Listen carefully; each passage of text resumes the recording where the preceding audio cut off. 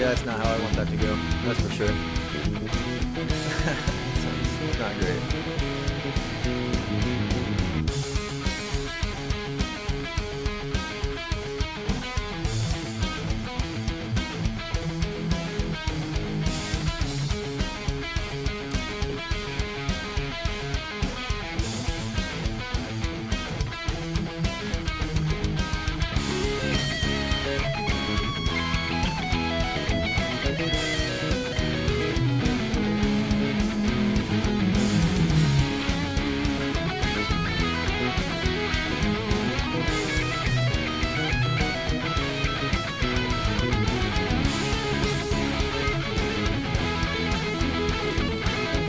Just standard DS solos.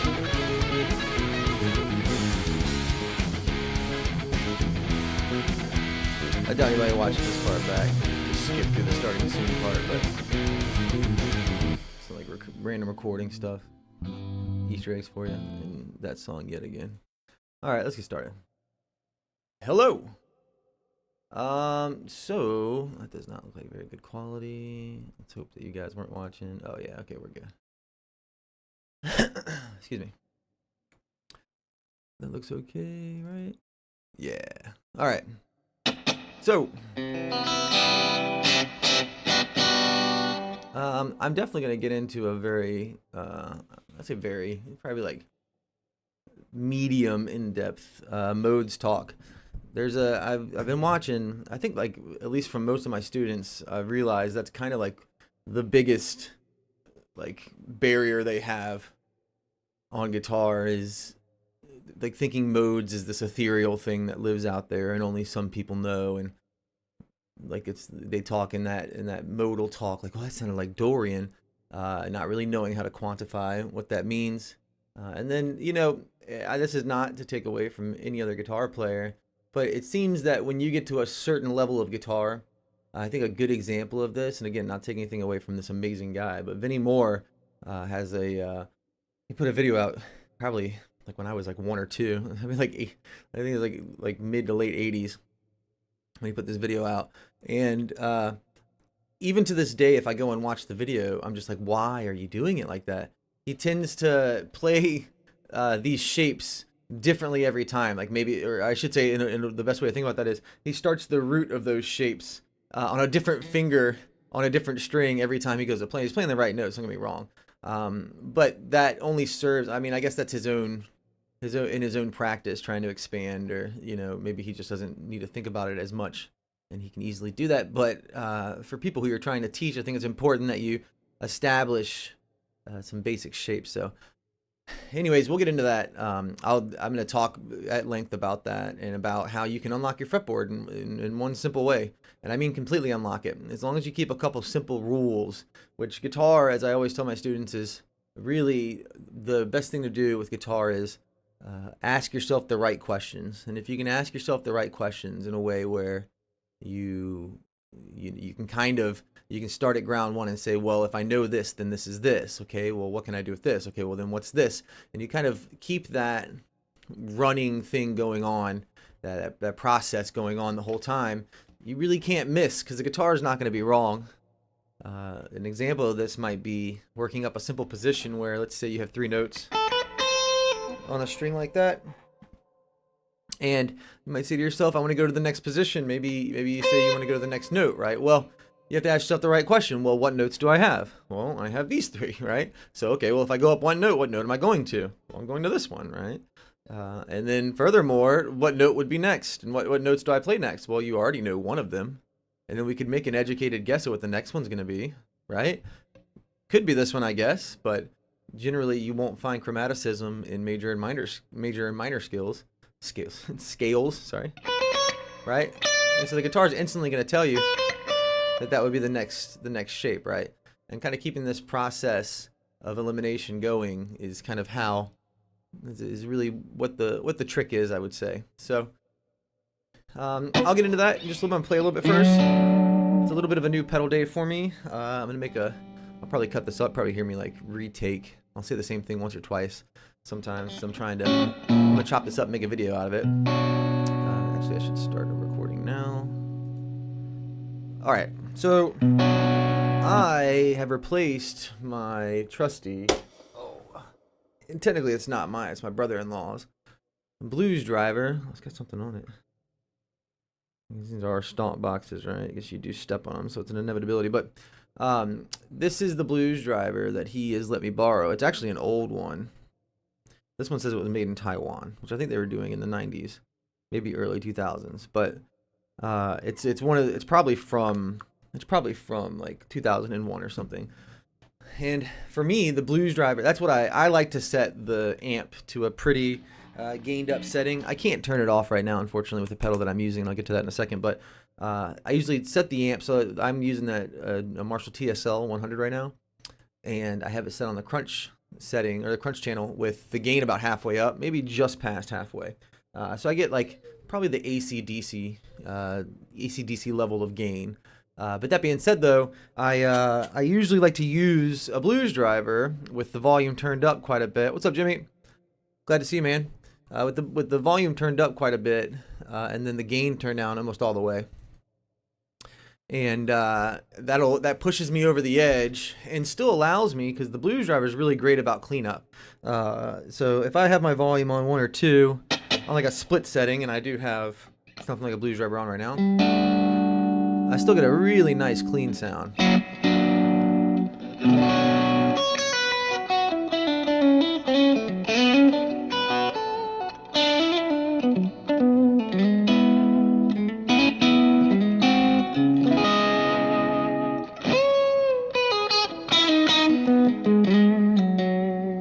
And bringing in a little more volume, exaggerates that a little bit.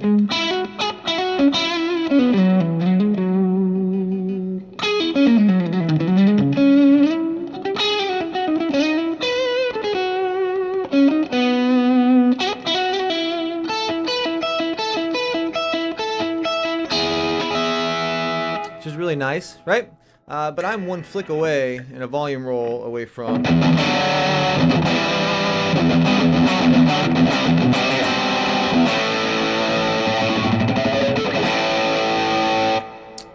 a pretty a pretty decent rhythm sound.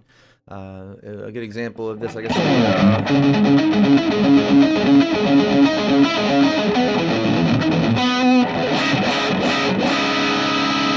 Right? It's just on the edge of not being an okay lead sound, though. You can still.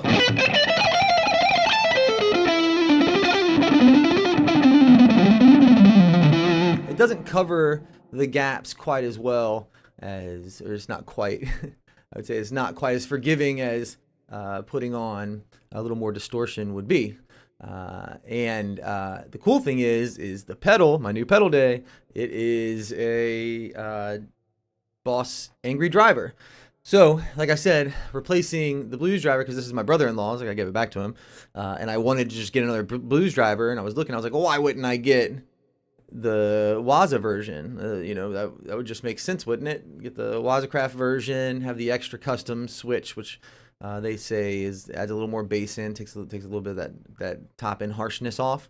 And in my own case, I could just keep on using a standard blues driver as that top end is what I'm looking for. I set my amp a little darker for that reason, because I have the blues driver as an always on pedal for me, as I was just saying, to get that chiminess, right? If you haven't watched that pedal show before, that pedal show it's called a TPS, that pedal show, Dan and Mick. So they go over all the new stuff and they test it out in these ways that it's extremely valuable information, right? Well, they had Andy Timmons on some time ago, and he came in there and was actually using Dan's blues driver, and it was Keeley modded blues driver, one of the first ones they did.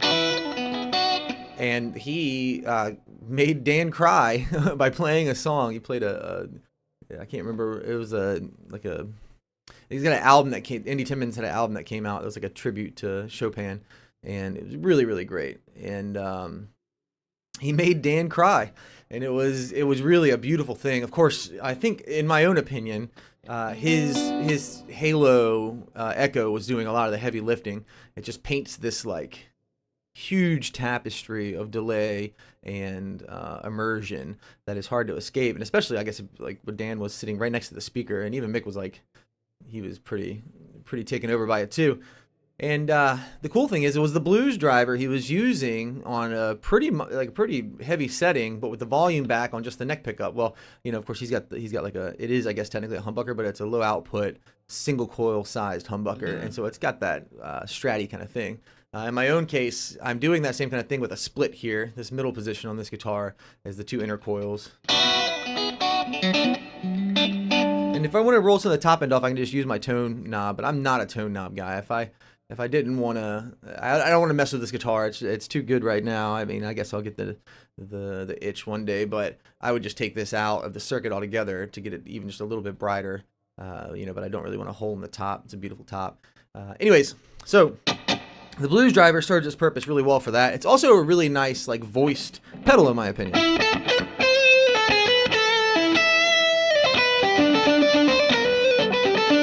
And that's volume all the way up. Again, I'm on a relatively crunchy setting on my amp, but just at the AC/DC crunch, I would say. And I still can get pretty gnarly stuff. I mean, it still could do the Van Halen.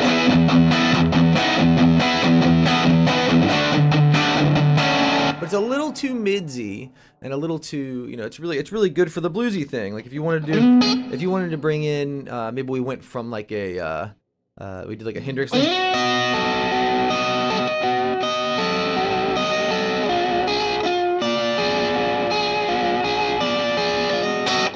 It's one flick away from being able to go.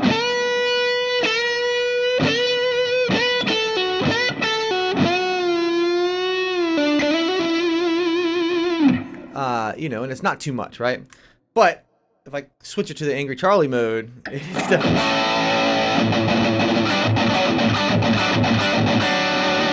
Then I'm getting that little extra push.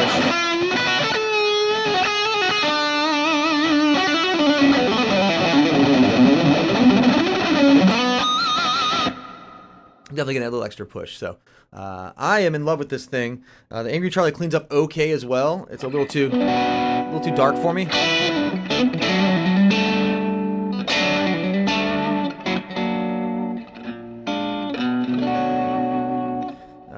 Compared to the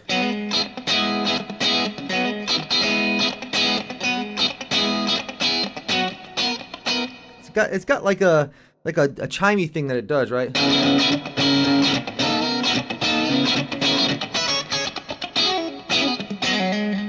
Which is really nice. So, all right. So I'm gonna play for a minute or two. Jimmy, I'm glad you're in here, buddy. Hope you're doing well. Figure I'd check up with you real quick. How's the theory thing going, man? I kind of thought about you when I was thinking about doing this lesson this morning. I think that if you take what I say in this lesson and you apply it in a way that is not as, you just take it with a grain of salt, right? And just take it as shapes on the guitar. Think about the tool that I'm giving you, and just kind of run with it in your own playing. I think it's gonna be hugely advantageous when you do go sit in with these people for Berkeley. So, how's all that going for you, though, bud?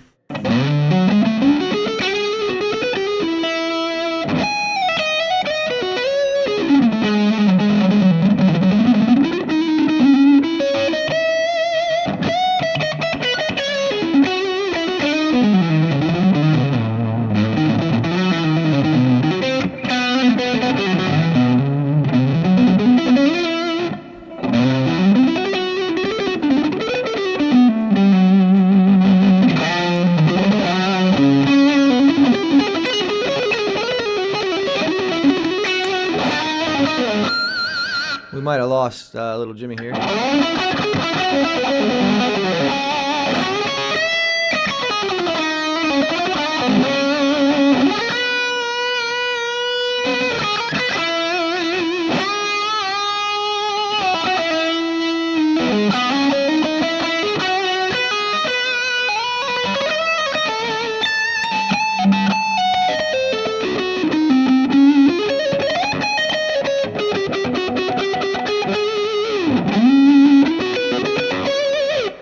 All right, so let's get into our little chat then.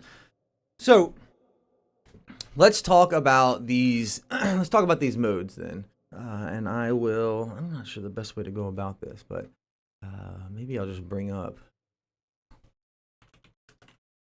Let's just bring this up. I'm just going to bring up Notepad, and we will, let's see, we'll just try to just write everything out so you at least have it in one spot.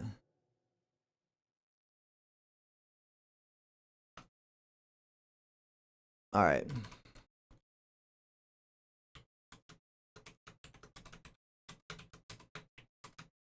All right, so let me put this over here. Let me just get this.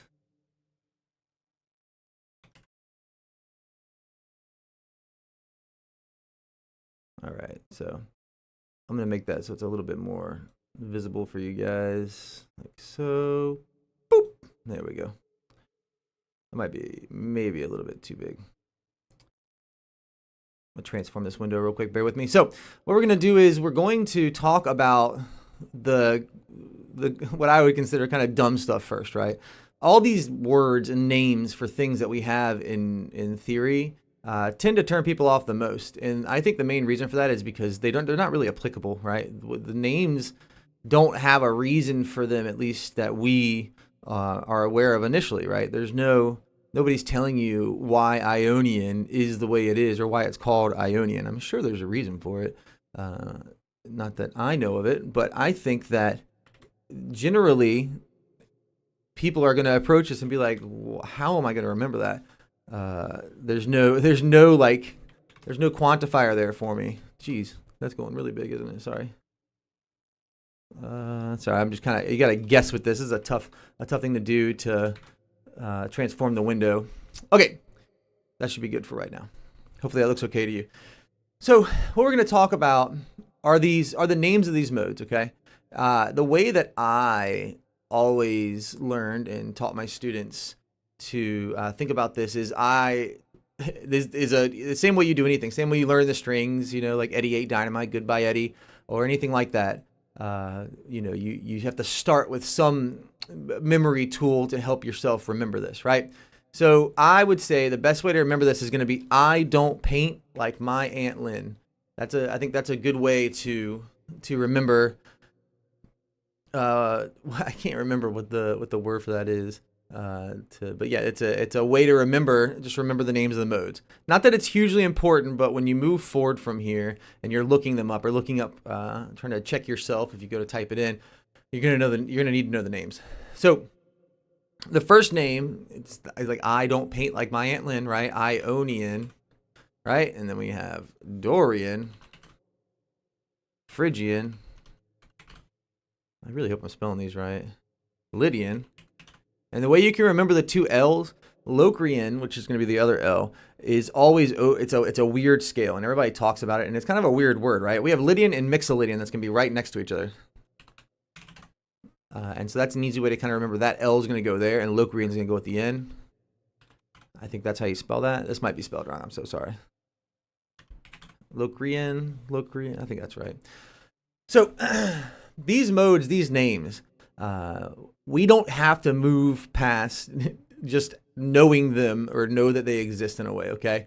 So thinking about these things and just remembering I don't paint like my Aunt Lynn, right? It's not going to matter once we put it on guitar. Once we get it in our fingers, that's the important thing, right? So let's talk simply about what it means, what it means to know the modes or try to play the modes, or in the sense of applying these things on your fretboard. So the major scale itself, okay, the major scale follows a very specific pattern, and this is kind of the genesis of all of this.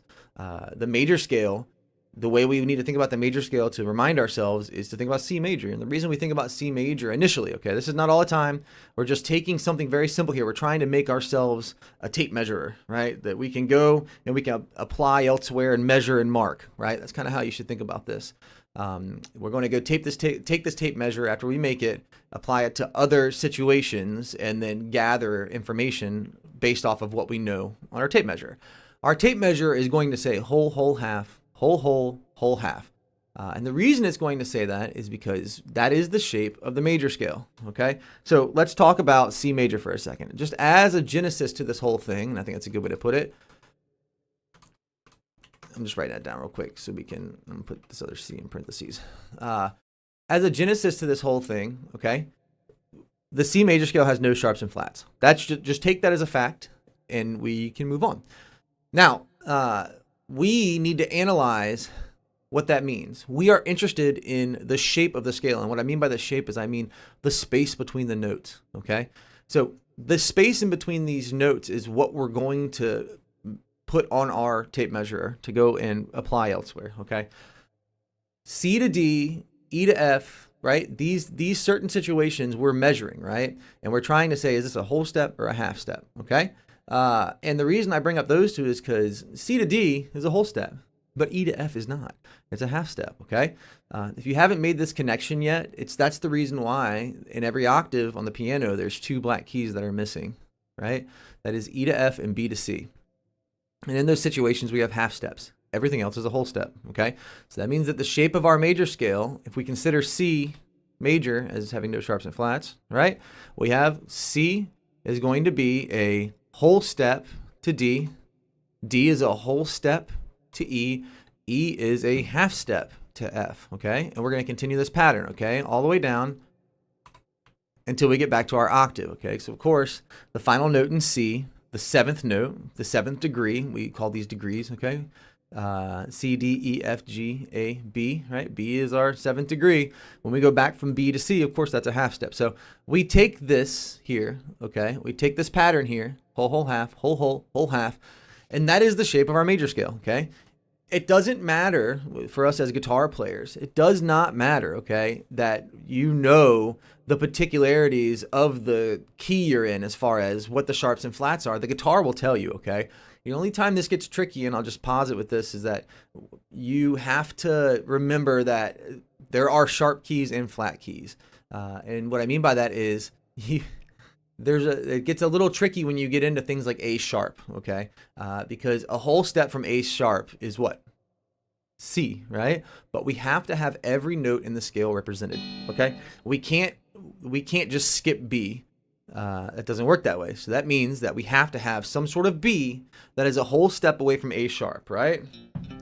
And that means that we have to have a B sharp, okay? Does a B sharp exist? Not really, no. But in this case, it has to, because we need some sort of B, and we need a B that's a whole step away from A sharp, okay? Which would be B sharp. It's actually C. Don't get bogged down with that. But these things can get a little bit confusing if you allow them to be. That's why we don't have to worry about it on guitar. We just play our pattern, okay? Again, just to remind you, whole, whole, half, whole, whole, whole, half, okay? You can always remind yourself about this by thinking of the C major scale and thinking about that exact pattern and where B and C and E and F are, okay? That's all we need to worry about. So if we take this, and we can put this anywhere, let's put this somewhere like G, okay? I'm just going to simply put E half step to F, half step to F sharp, half step to G, okay? I'm going to put that scale here, and we're going to play it 3 notes per string. This way we don't have to go all the way up the E string to play it, okay?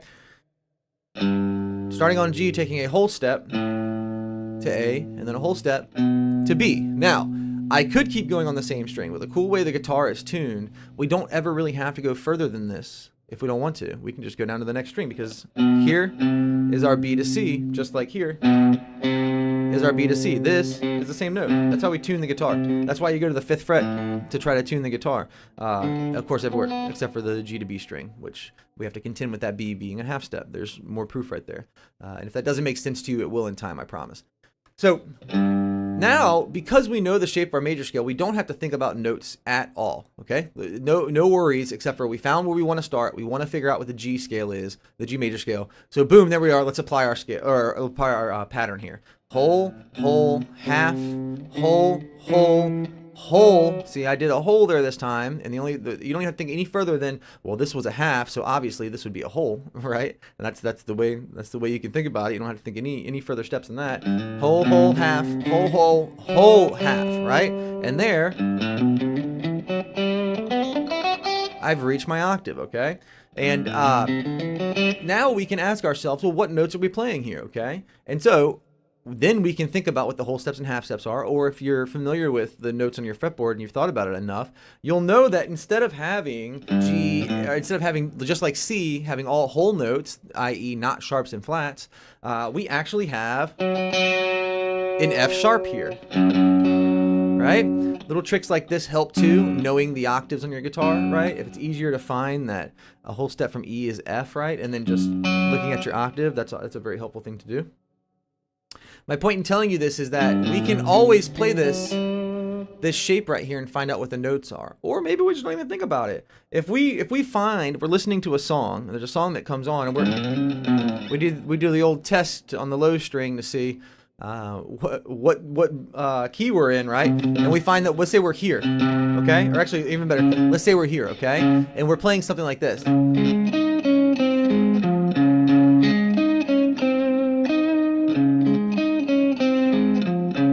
All I'm doing there is playing. I'm just playing all of my major notes there. The same exact pattern that I just played down here on G, I'm applying up here in my new spot. I know that this is C sharp, right? D sharp and, E sharp. It has to be an E sharp, see? So we're in that same situation as A sharp again, where we have a sharp that really shouldn't exist, but it does, right? But do we care? No. We just play our shape and we're good to go. Everything else falls off of this, and this is getting into our modes talk. This will be the most in-depth thing that we have to do here, okay? Or I should say we just did the most in-depth thing, okay? We simply need to think about that pattern, whole, whole, half, whole, whole, whole, half. And then guess what? Once we get all the way to the top, it just starts right back over again, okay? Whole, whole, half, whole, half. Right, once again, whole, half, whole. We have to compensate for the B string, whole, half.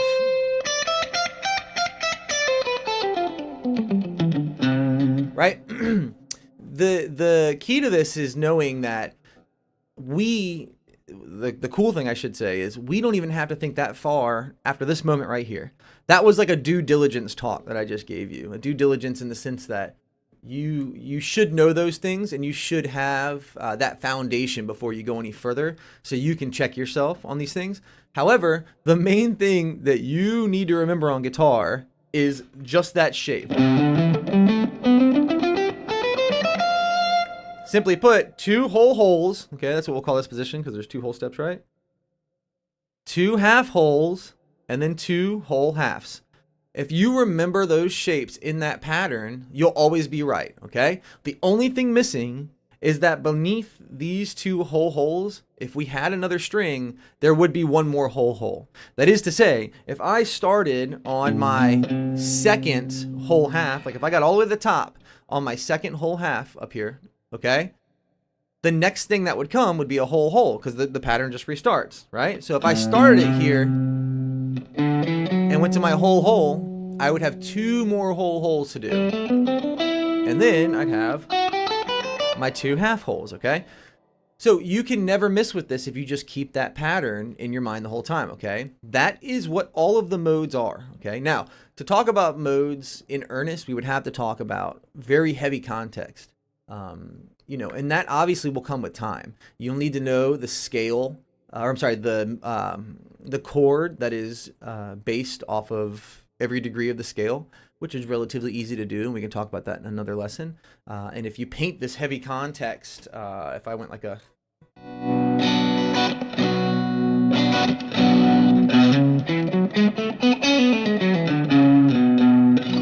Right? Or better yet, if I painted something like this... would be good. Oh, sorry. Let's do triad.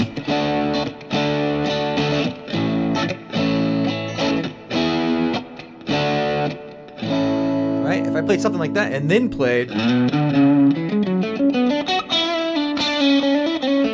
I have an interesting sound there. Sorry. Right? Even then, you still hear me as starting on this note, so it almost forces you to hear that I've moved away. The goal with playing a mode is to have it be built in to the sound of this. Something like that, where that's the context for that particular mode, which that happens to be Dorian, okay? So the big thing with this is that you can't miss with knowing that pattern, okay? If you know that pattern, as it goes and repeats itself up the fretboard, you can always make an educated guess as to what the next set of notes is going to be in a 3-note per string scale. Okay, this isn't all the time because you don't always play 3-note per string scales, right? Sometimes you're playing pentatonically, so it's important to know those shapes as well. Right, and there I'm just playing an A minor pentatonic, but I'm playing at a different spot.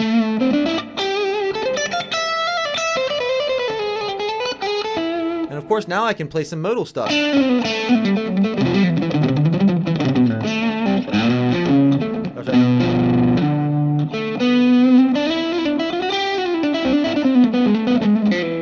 I would do harmonic minor there. Sorry, I probably shouldn't do that, but I'm playing in my major position here. Okay, and what I mean by that is I'm playing A minor,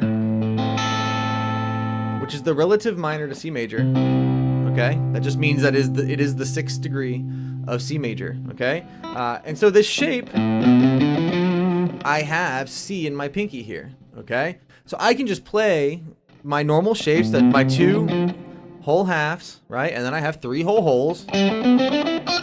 Again, we're compensating for that B string. Don't forget, we gotta move that half step up for that B string every time. Okay, and then I know I have a half hole there. This is my, like, the start. It's almost like the start of my major scale, right? I have, you can hear I'm playing a C major scale there, right? But if I have it in context of A minor,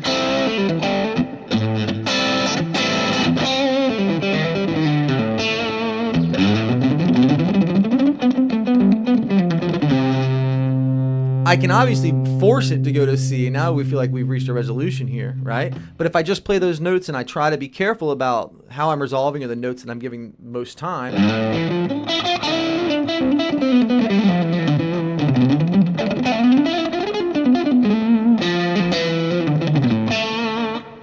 and maybe throw in some other stuff, like I threw in harmonic minor there to really force the fact that I was definitely not in C major. I can still play in my major shape that lives here. It always lives there, and you can use it as just a different order of the notes that you need. That's kind of what these things are doing. So all in all, the shapes that we're using here, or the modes, we should use them simply as a way to unlock our fretboard, okay? And they fit right with all your other stuff, your caged method and your pentatonics. They fit, all of these things fit together, okay? If you just know a couple little tricks. And so it's important that you remember that simple pattern, okay? And then you're off to the races. To take this a step further, we could also employ octaves. So I think that it would be important to take A minor, and again, all minor scales come from a parent major scale, and that's a fancy way of saying the minor scale is built off of the 6th degree. Okay, if we just simply think about C being 1, D, E, F, G, A. Remember, there's no sharps and flats in C, so we already know all the notes in C. We can go to the 6th degree very easily by counting up. There's A, right? And so A, we've just started A and then play the notes of C, because A is C. It's the same thing. So A, B, C, D, E, F, G, A are the notes of A, okay?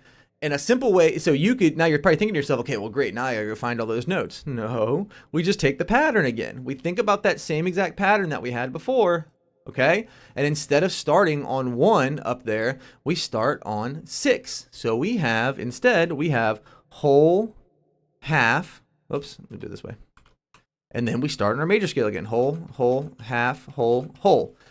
So all we've done there is, you can see our major scale is still there, whole, whole, half, whole, whole, whole, half, right? If you go from the 3rd degree now, which is actually number 1, which is C, right? Let's put these down with it, okay? Make a space there.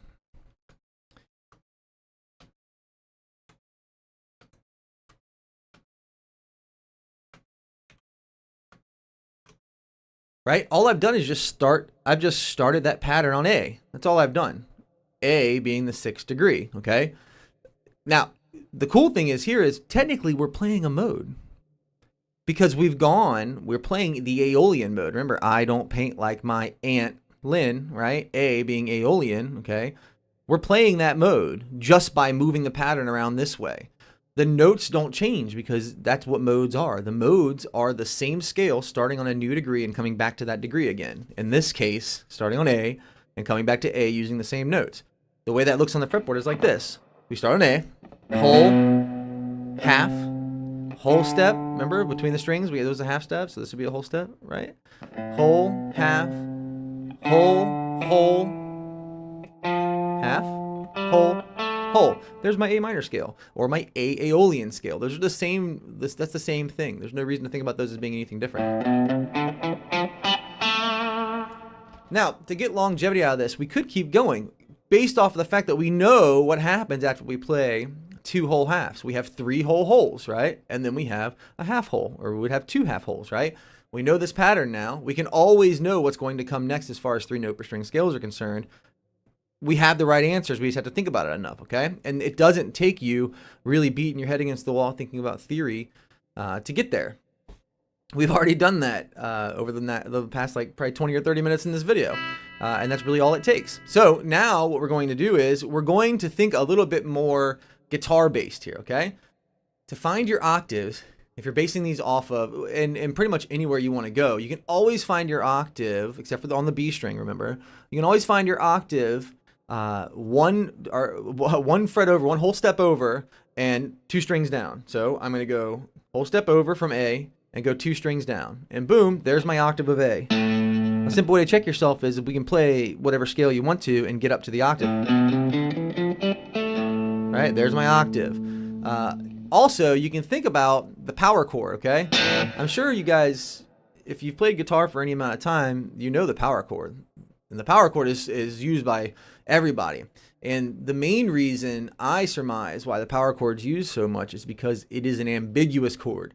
Ambiguous being something that is non-defined, right? We don't have like a heavy definition of, the power chord does not tell you, oh yes, this is definitely whatever feeling you want to associate that. This is definitely whatever we want to associate, right? This is definitely, right? It's not telling you any of that information. It just simply is the notes and more of them, right? And the reason why is because it's simply 1, 5, our perfect fifth, and the 1 again, or 8, right? So it's a very ambiguous chord for that reason. It doesn't want to tell you whether it's major or minor. It wants to just be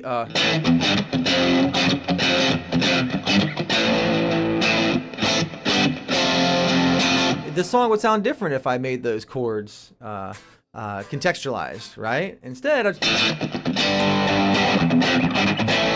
that's why you get a lot of metal stuff, a lot of punk stuff. They don't want you really having that emotive feel throughout. They want to just have like a driving thing that's happening and then let the vocals carry the melody, which is really cool. So something like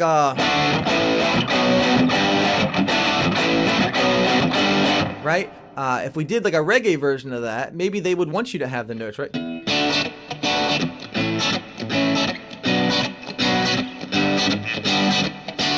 Completely different song now, right? I'm telling you, I'm giving you that minor turn, right? And so think about it in that way, that we have the answer in our hands because we have 1, 5, and 8. So we can always tell where our octave is just based off of our ambiguous power chord, okay? To find the next octave is pretty simple as well. We just think the same thing, but remember, we have to compensate for the B string. So of course we go over that whole step, go down 2 strings, and then do the compensation for the B string. And there's our octave again, okay? So it would stand to reason to say that whatever I play in one octave, I can play in the other octave, and it's going to be the same thing. And then I can play it in the third octave. It's going to be the same thing, right?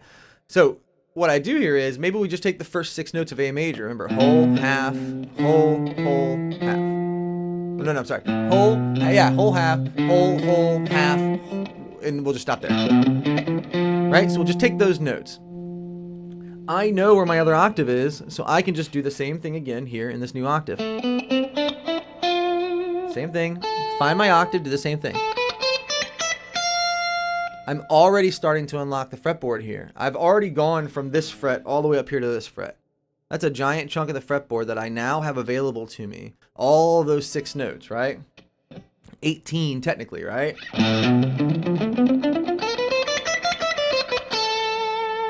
I even have a resolution if I just come back down to my first note again, right?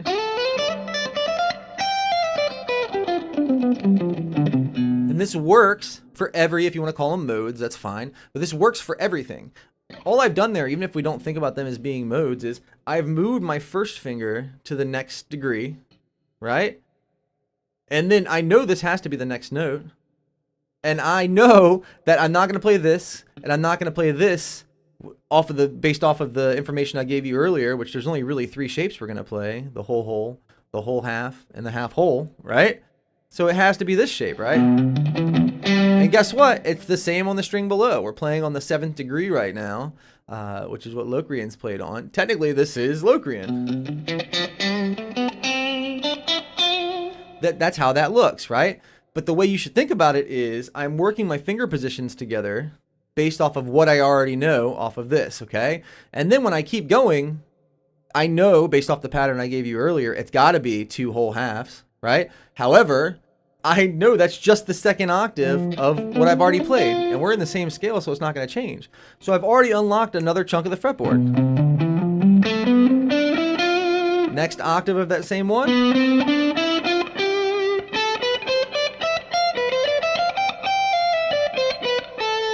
Right? Here I am playing a pretty long scale now.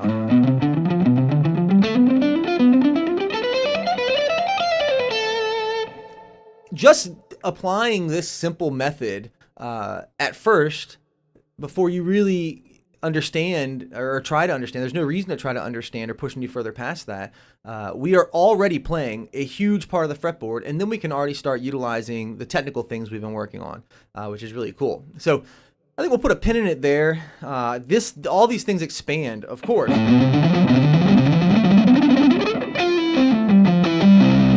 To the point where we start seeing everything connect, which is really cool. So.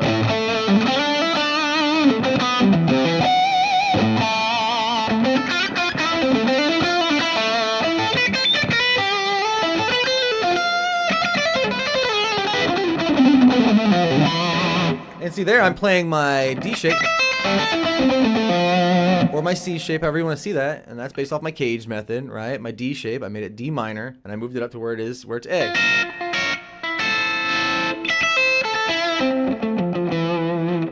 And that's cool things like that, just kind of like ticking the boxes and filling out little parts of the fretboard really helps push all of these things. Okay, so all right, so we don't have anybody in here. I don't think anybody hung around for that one. I know it's so off-putting at first to like try to consider modes, right? But it's important that you remember, if we know our shapes and we know the notes of our scale, we can't miss. We really can't miss. A good way to put this is to play your C major scale up here on the E string, right? I'll come all the way up to C up here, and then play the 2nd degree in its own spot instead of going. Which we know that's from number 2 to number 2 in the scale, right? Put it in its own spot. Already we're doing something weird. We have a whole step, half step, right into a whole step, right? But we already know what comes next, right? Because we've done this, we've talked about this, the patterns aren't going to change no matter what. It's the same notes we're going to play, so why would the patterns change? As long as you know the small little things about compensating for the B string and making sure that you're doing that whole step when you come down to go to your 7, we can play all of them just thinking about our finger positions, right? Right here, my finger positions, I know I'm going to play these 2 notes, and I've already played these 2 notes, so I know I have another weird one, but it's not really weird because I've already told myself what this is going to be. I know what this is going to be, right? Hopefully this is making sense to you. This is a cool way to really have a useful idea of modes at first, and then the application of playing them in the proper context can come secondary to that. I think that's an important thing because you have your whole fretboard unlocked if you think about it enough. And then, sure, you can go and apply it in the proper places. Yngwie would always do something called Phrygian dominant. And Phrygian dominant is pretty much, so if we played like E Phrygian dominant or E Phrygian, it would pretty much be our A harmonic minor scale. So you got to think about these things. So if you consider it to be, there's like a good way to think about this is like, you know, 5 below or 4, back to 1 is that kind of sound, right? And if I played,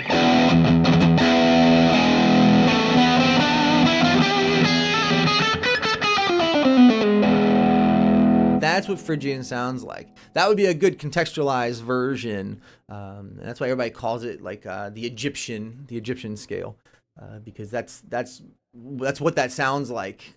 Is very like Egyptian-y to some people. Okay, so I'm gonna play for a couple more minutes. See if anybody else hops in here, has any questions or anything. I promise we are done with the modes talk. I hope that was useful though. I hope Jimmy comes back and sees that, because he was asking me theory stuff last time, and knowing all those shapes, even if you can't really contextualize them yet, is super helpful. And you'll see as you're going through, even if the chord changes, you are still going to be in the same key, and so you don't really need to just go and, let's say the chord changes to something like that, like we're doing a 1-4-5. You don't need to play exactly that dominant scale like that. You could stay in your A major scale or your A minor scale if it's blues, right? And it goes right. I found my home note just based in where I am already.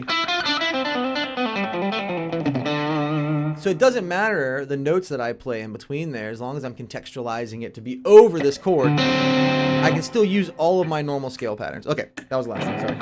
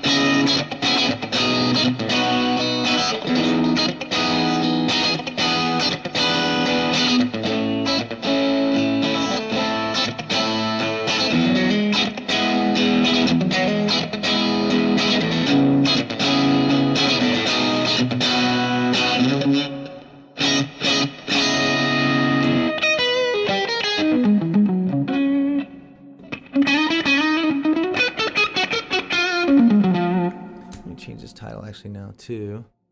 I'll save this because I want this to be the title of it overall. But now we are switching to Please Come Ask Anything. Anything you want.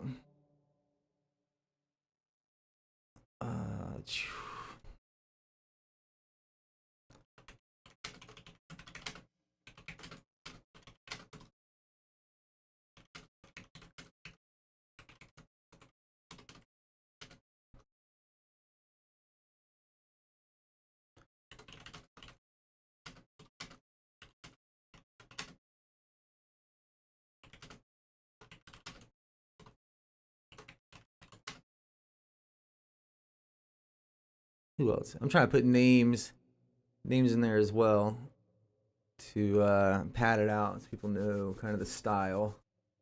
What's another good name to put in there? Let me think for a second here. We'll do Robin Trower. Or we should do Hendrix. We should do. So I'll do some Hendrix stuff too. There we go. So maybe I'll play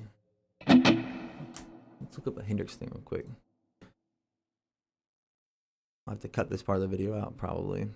That's okay though.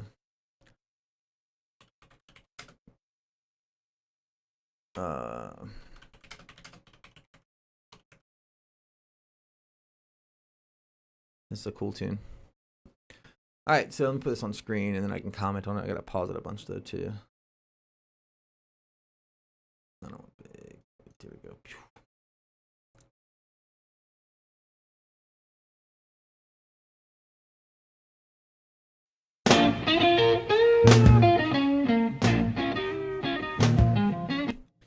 So he's gonna be a half step off. We might bastardize this a little bit and transpose it because he's playing a half step low. So, all right, don't mind what you heard before.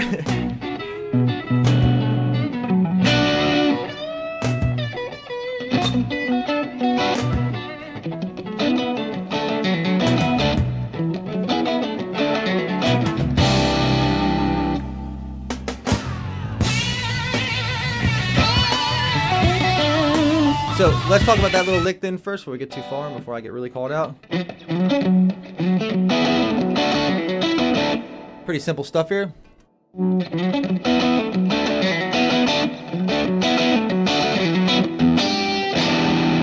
sounded to me like it was a minor 7 flat 5 on E there. Let me just make sure.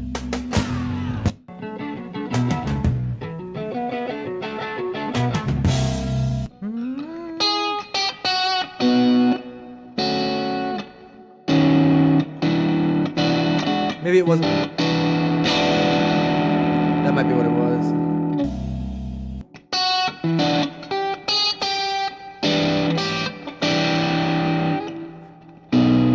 Yeah, something like that. Big bend there.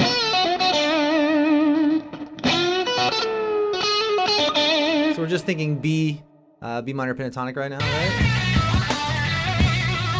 He does a little lead, they modulate. If you know what modulation is, it means they just have moved somewhere away from the home key. And sometimes a modulation, just like a whole step, not really in key per se. And what I mean by that is the second degree in a major scale would be minor, right? In this case, if we are playing on 6 already, which is minor, right? We moved up a whole step, that would be 7, which should be played as a diminished chord, or a minor 7 flat 5.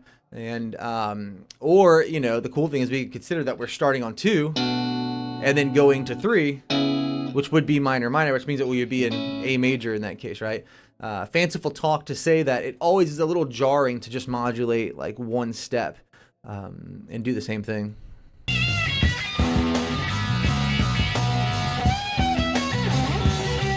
So you can see he's looking for that main head. The main head being is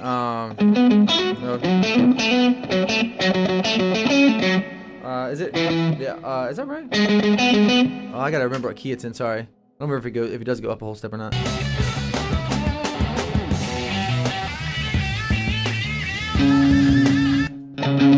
Yeah.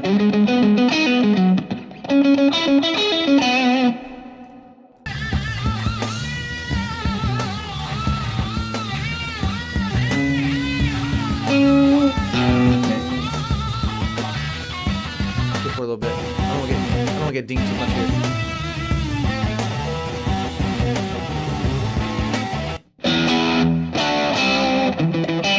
No, he goes down and they modulate down. If they started here. Sorry about that.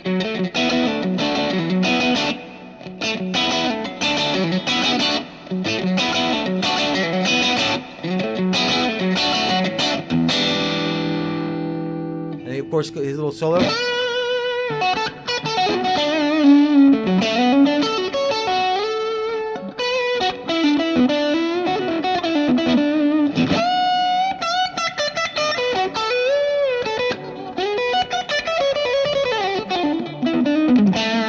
And then they modulate to this new little pattern, which is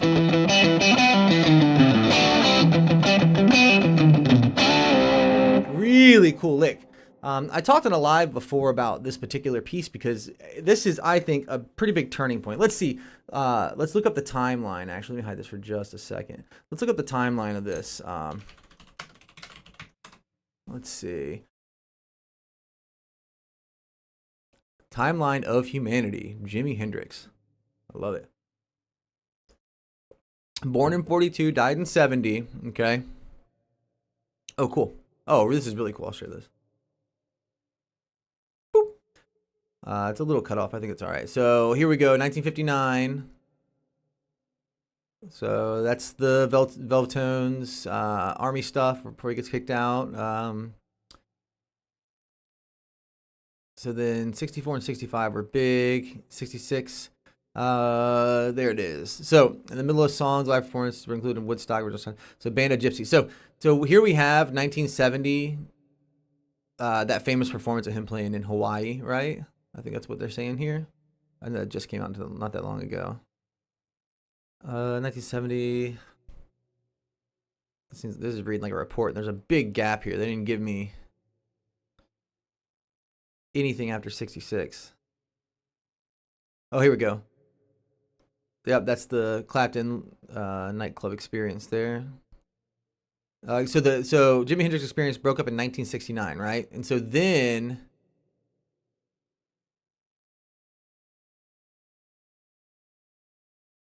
the single with Band of Gypsys was released. Okay, so Band of Gypsys being after the Jimi Hendrix Experience, that stands to reason then what I posited before, which was I heard, I don't remember what it was. I don't remember what I heard it on. I think I was just listening to Pandora and it popped up, and I heard Hendrix saying they were booing him because he wasn't playing like All on the Watchtower and all the other things from the Experience. And so, but he was like, he said, I don't give a fuck if you boo, just boo in key. That's what he said, which I thought was like, that's the coolest thing ever, man. Like, how do you get much cooler than Jimi Hendrix? You know, you be quick-witted. That's how you are cooler than Jimi Hendrix, right? Or quick-witted Jimi Hendrix. I think it's so cool. And so this is from that Band of Gypsys album, and this is all live too, which is really cool. This is in 1970, the year he died. So if you think about the stuff he's played before, which, and I'm not downplaying the other stuff, there's some really, of course now it's ubiquitous because it's Hendrix and he's the one who coined all these things and put all this stuff out, right? And so to play something like, no, what is it?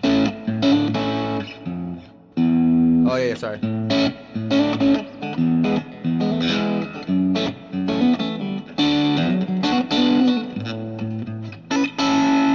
That progression's great. Is that right? Oh no, it's E. I'm so sorry. Or D. E, F, D. E, F sharp. Just.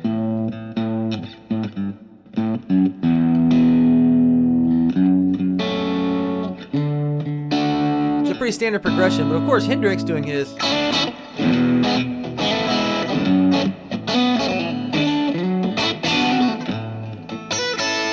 Doing his thing makes it sound, as John Frusciante said, two different guitars. Same thing with Little Wing, things like this. They're not super out there progressions. They're relatively standard progressions as far as the chords they're using. They're not going too far out. Maybe the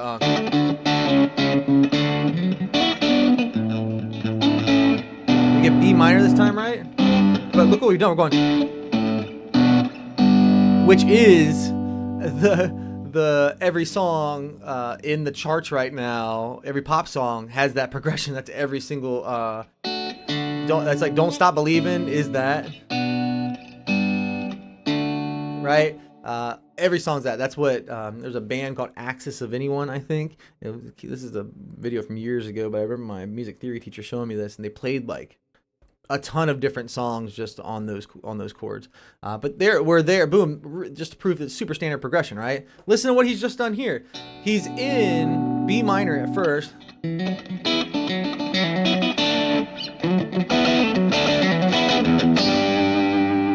Right? And then he comes up with this lick in A.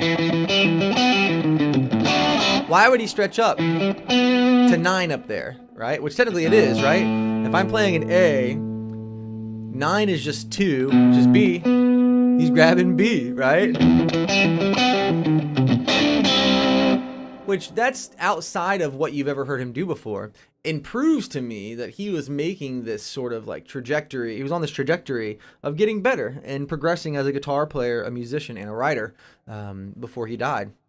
Which is super sad to consider, but also very inspiring to think about. The world's greatest at the time was like him and Rory and Chuck Berry, and this small sect of people, way different than it is these days. This like these few guys who were just on the cutting edge of this thing, and to consider that they were still getting better in their own right is just super exciting, and coming up with new things. So, anyways, long spiel. There's what he's playing pretty much through the flat 5 though.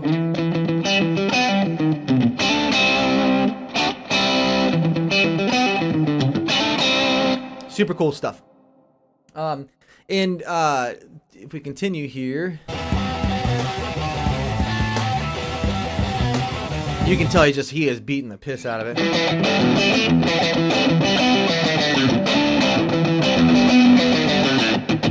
Really hitting it hard. It's awesome. Gonna do another lead, right? Such a cool. Now we're back to B again, right? Check me out. Another thing that I haven't seen in other things. Maybe I just am unfamiliar with it, but I haven't seen him do a pattern like that either.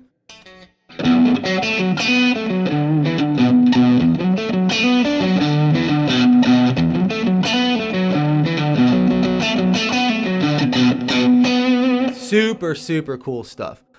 So there's your three licks from this song.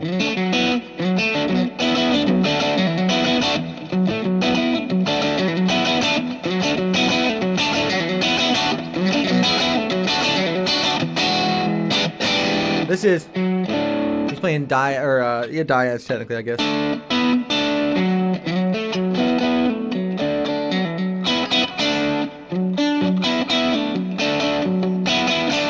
I like throwing that in there.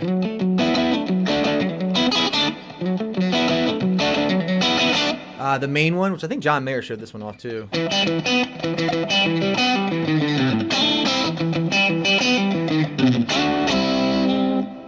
Really cool one, and then this one.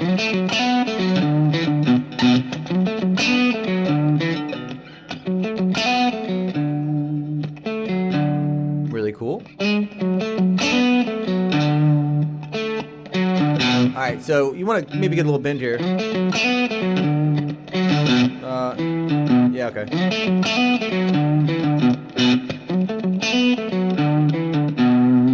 Kind of like that. Cool stuff. Alright, so let's go to another good one to do. Crosstown Traffic. Let's do Crosstown Traffic.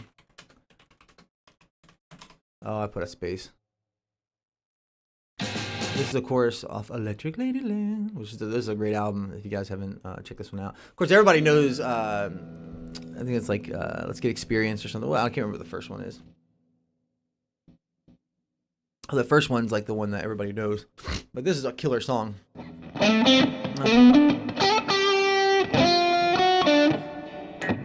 Check my tuning real quick, and then we will be off.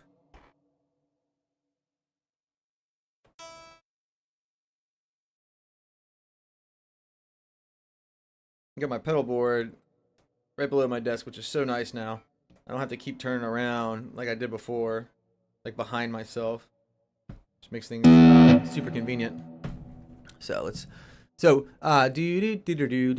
Let's see what key this is in.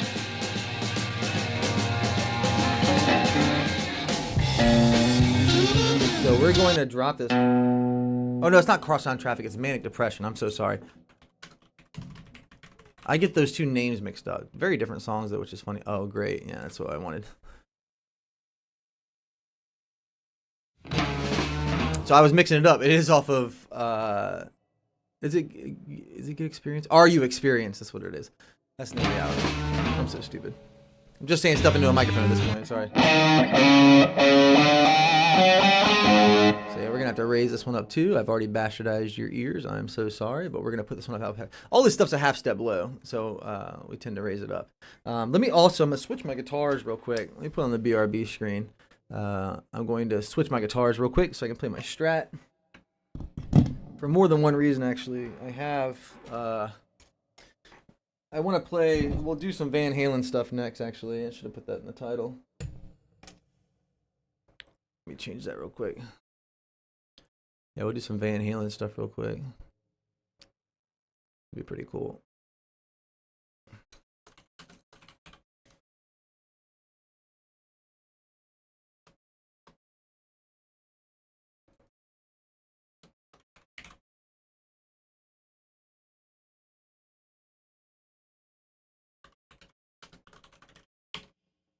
There we go.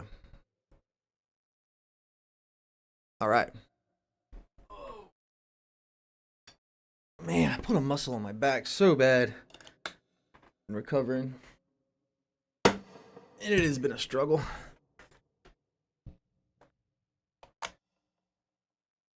I got a bum left leg, a pretty bad left leg. And so I've been trying to get back into doing other physical things. But I always find that I compensate a lot with my upper body due to the lack of my ability with my lower body.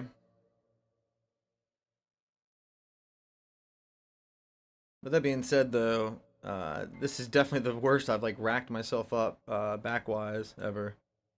It's like I got a pain like underneath my lat all the way around, like below my shoulder blade and stuff, which is it like hurts to breathe. It's been debilitating. It has been debilitating.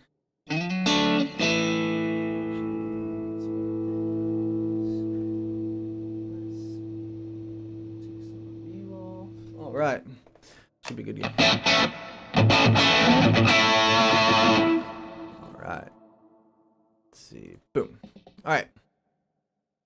So, get rid of that. All right. So this song, this is a super cool song, I think. And the main reason for this is he's playing triads in like a very advantageous way for us guitar players to think about. Or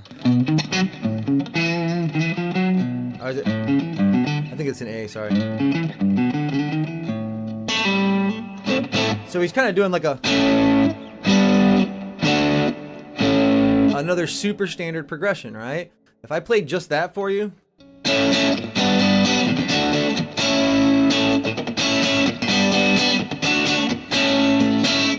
that could be another pop song, right? Which is, again, super cool. But instead, we get this.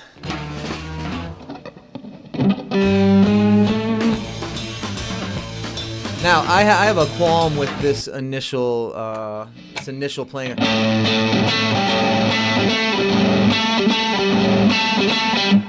I think it should be different, but it's only because I think that it should have more of a. It should follow a little bit more of like a hoppy kind of thing. But I'm nobody to criticize somebody else's artwork, right? But I've just played this song for so long that anytime that I go and I've had to play this live, or this will usually come up. This is a good song to play on a song that's not a 1-4-5, which is really nice.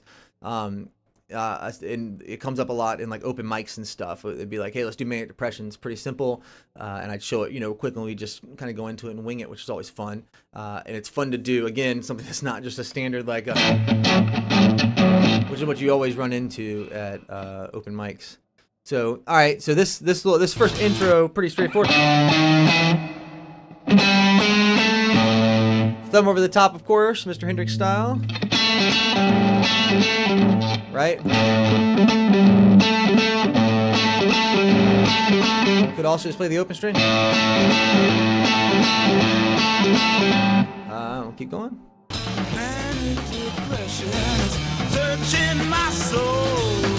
Alright, and now what he's doing? He's doing the Hendrix thing, go figure. Whenever you have a power chord, especially if it's a major chord, you can always play the opposite version of it. And what I mean by that is you can start on the third. It's an inversion, right? At this point I'm playing 3, 5, and 1 instead of playing 1, 5, and 1, right? I've made it major. You can make it minor as well. So this is more apparent in a situation like this where we'd have like, let's say we had like this D major here. right? We come to the front of it, and we're in our major pentatonic, right? That's a simple way to think about that, and I think that's a useful way to think about that. But of course, he's doing that same kind of thing. All right, so now I think the way you should think about this, though, for a useful way would be a useful way in the sense that we're playing almost like a G shape, right? And if you don't know your caged method, you should go check your caged method out. It's really useful in trying and sorting out these chords, right? And you'd probably say to yourself, like, well, why would I care about that? Well, just to catalog what you're seeing and be able to say, oh, that's that, so I can do this, right? That's kind of the whole point of this. And the stuff that I was talking about earlier. So we can have that same kind of feeling that we are playing that G shape, but all we really need from there is that 1, 3, and 5, and then we can do the octaves trick, which is, boom, I've already, in my brain, the lights on the fretboard have lit up, and I know the notes that I can play in a bunch of different places now. So I'm already preparing for a lead, should it come up. Which it will, I promise. All right, so pretty simple. We're just same thing on G, right? Do that on A, and then the same thing on G, and then we have half step walk up from D to E, and then we're right back to our riff.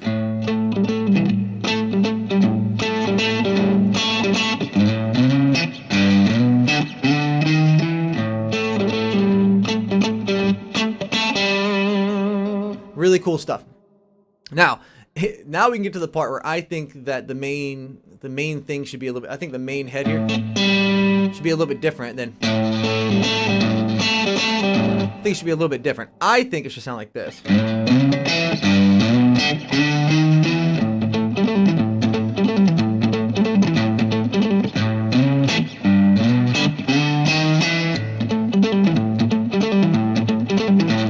I think that sounds cool. And the way I'm doing that is.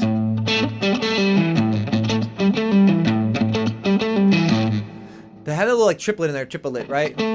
Yeah, having that little triplet in there and like kind of controlling it with a little bit of a palm mute and having that roll kind of gives it this little like I don't know, this not so straightforward feel that this has.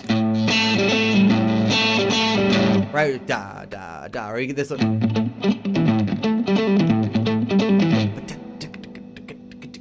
I think it has a cooler feel, right? But of course one couldn't have existed without the other, so I'm not downplaying Mr. Hendrix here. Same thing, right?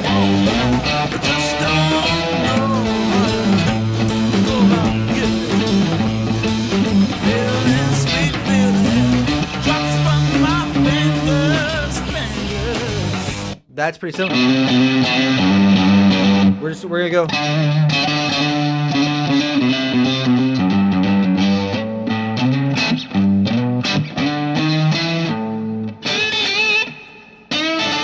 can't remember what. I think it's something like that. All right, so let's get to the solo. I'm skipping around so much. I don't want to like listen to a ton of this. I'm trying to be fair use here as much as possible, so I don't get dinged really bad, which I'm sure I still will, but it's okay. He's kind of grabbing.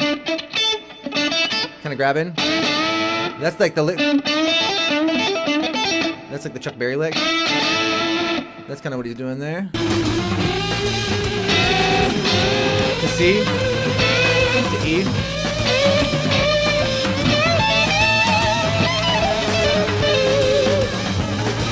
So it just kind of moved up. Where'd he go there?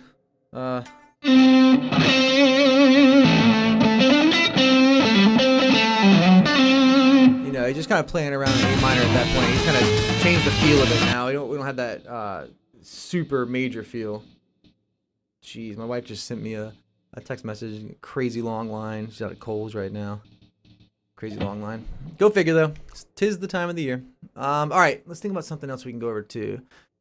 Before I change gears, what's another cool thing we can do?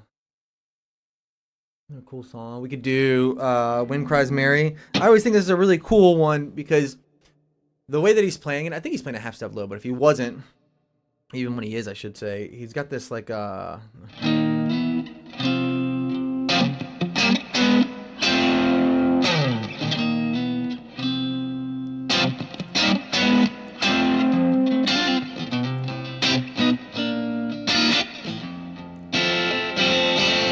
that would be a tough thing to do if you weren't utilizing the open string. I'm using pretty much all my fingers here. I could move down and maybe have it be like so like this, like right? Right? You know, it's achievable for sure, but awkward. And it's nice to have the open string to be able to achieve that there. Playing the same lick, because this is just, he plays, now people call this like the F shape of the major chord, right? But really it's just the bottom part of the E shape. And what I mean by that is, if you play your bar chord, right? This is, I call it the E shape because obviously this is E here. I'm just bringing all the open strings with me, right? I'm just taking the bottom 3 notes, like that, and then put my thumb over the top. Freeze up the pinky to do cool stuff. Like Hendrix used to always do.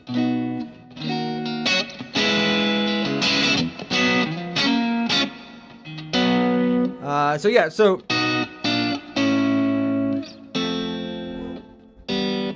uh-oh. Somebody's at my door. Give me a sec here.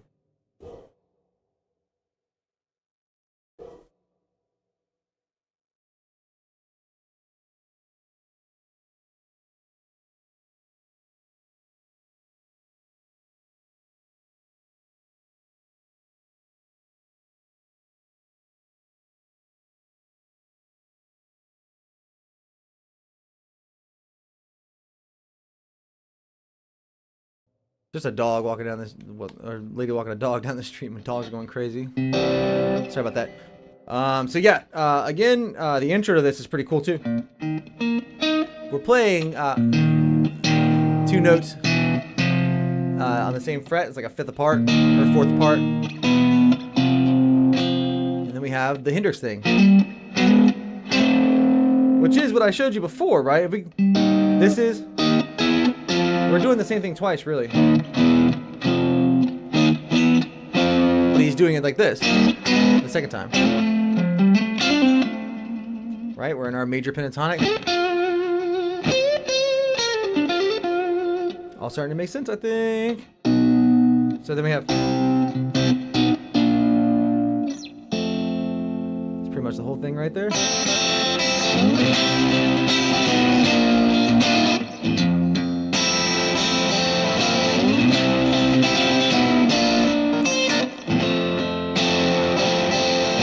A, C,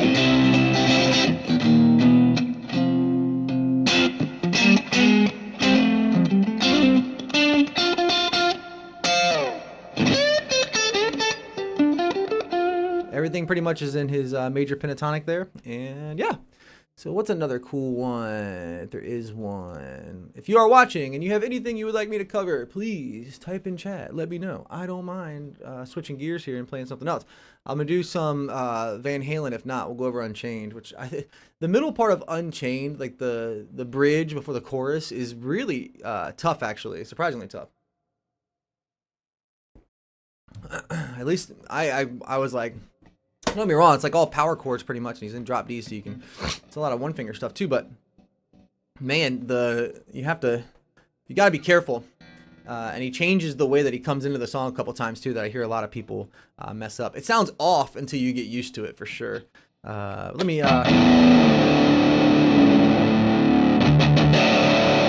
can just go there right now.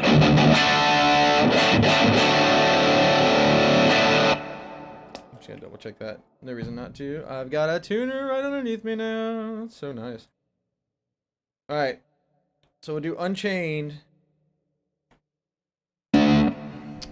which makes me think of another song, Unchain My Heart. That's such a cool tune. Let me just send a text real quick. Again, if you're watching this and you have anything you'd like me to cover or talk about or shut up about, even, please type in chat. Let me know. I would love to do whatever you want to do.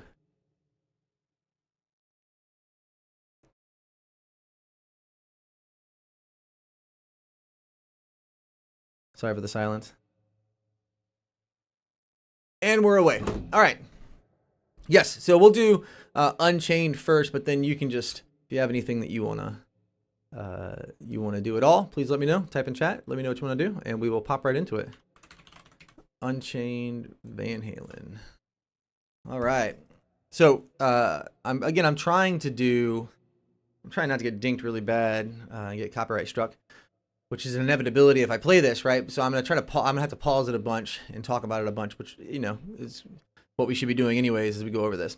So I already bastardized your ears because I gotta put it up half step. Sorry about that. Come on, do your thing. Thank you. All right. Again, this is another plug for this. There's a tool on Chrome that's called Transpose, and you can instantly just transpose any song. Transpose. Thank you.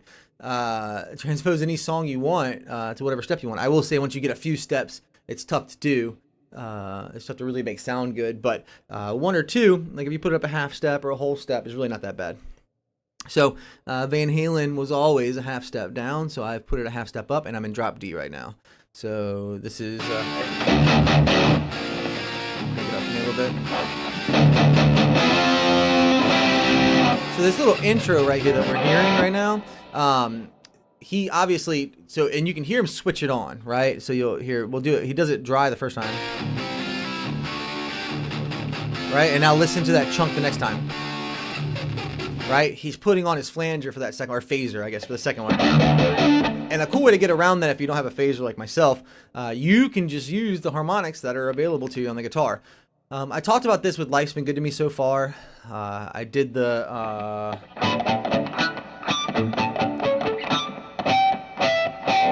but they're really touchy, so you gotta be getting the right one as far as that stuff's concerned. But for this one, you can just... right? Sounds really, really close to it, I think. So that's just taking your finger, lightly pressing it, and dragging it up and down, and you get different ones. Right? And so we're...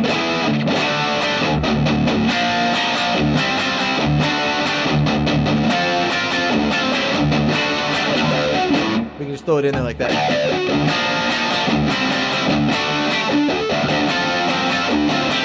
Which is a cool way to get around that, I think. Guitar is awesome, dude. This is relatively easy to do, okay? We're playing an A shape, quote unquote A shape, okay? Which means that we're playing what we would play down here as A, right? With the open string, 3 notes on the 2nd fret, okay? We're bringing it up. Oh, I'm sorry, we're in D. I keep going to E because I have the D string now. I didn't even think about that. So we're playing pretty much a D major, and we're throwing our pinky down there on the B string. Kind of getting that D shape in front of it.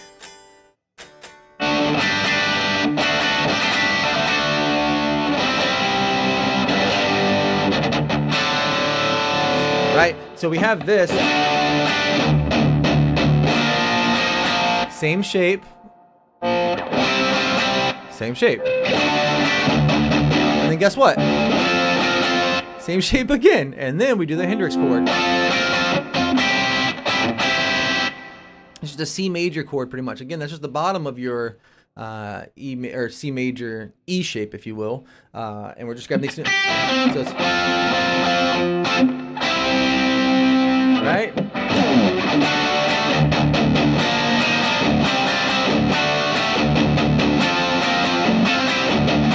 Remember, we have to do that as well as we go through here. Okay, so now there's particularities in this, right?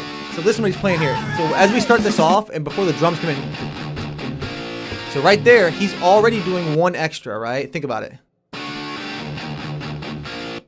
2 extra actually. So it's instead of it being what it technically fits with the rest of the song, it's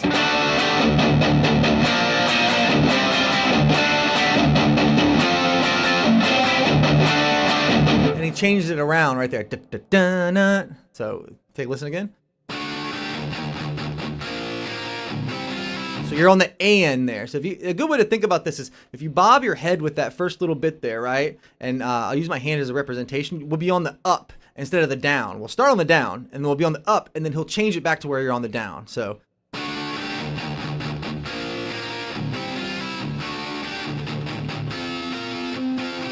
Now we're on the down again, right?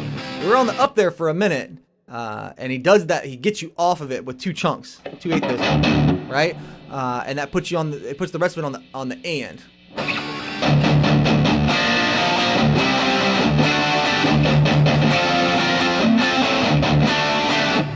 And changes it around there. Sorry.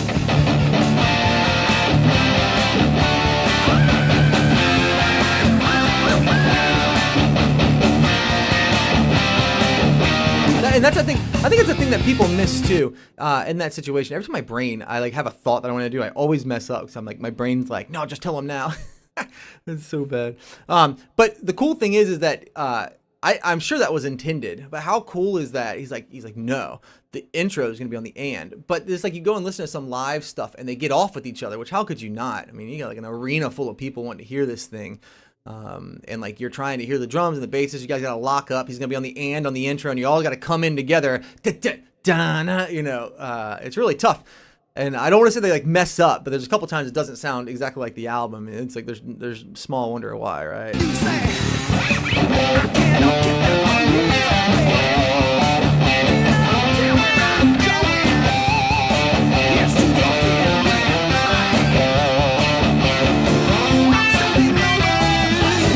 So that part, pretty simple, right?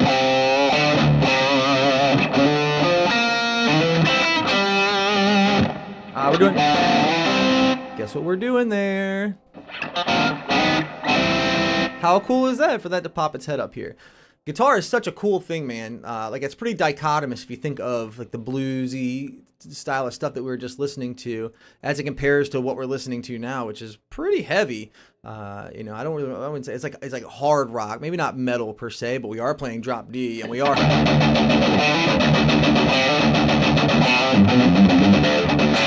It's pretty heavy. And so anyways,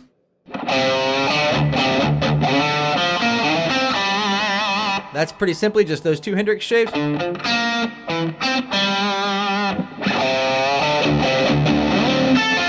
We're back up here to our A shape. And then our E shape, technically, right? Or F shape, however you think about it. It's the same thing as we did in the intro there, okay?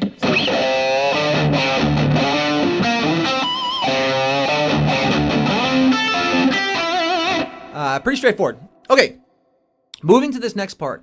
It's important to realize that it's weird and you should approach it that way.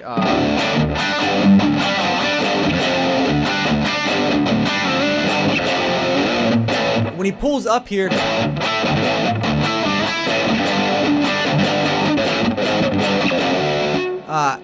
it's just, okay, me playing like that was just a jumble, right?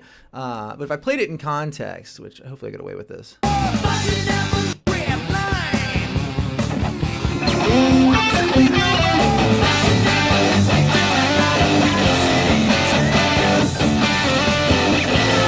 Oh, that's right. I forgot. He goes.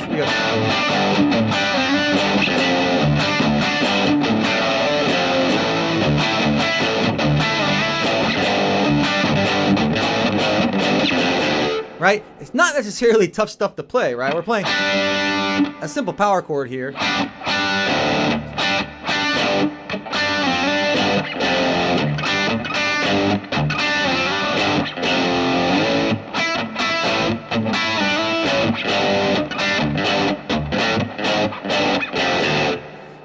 But it's like the order in which it's being done is kind of weird.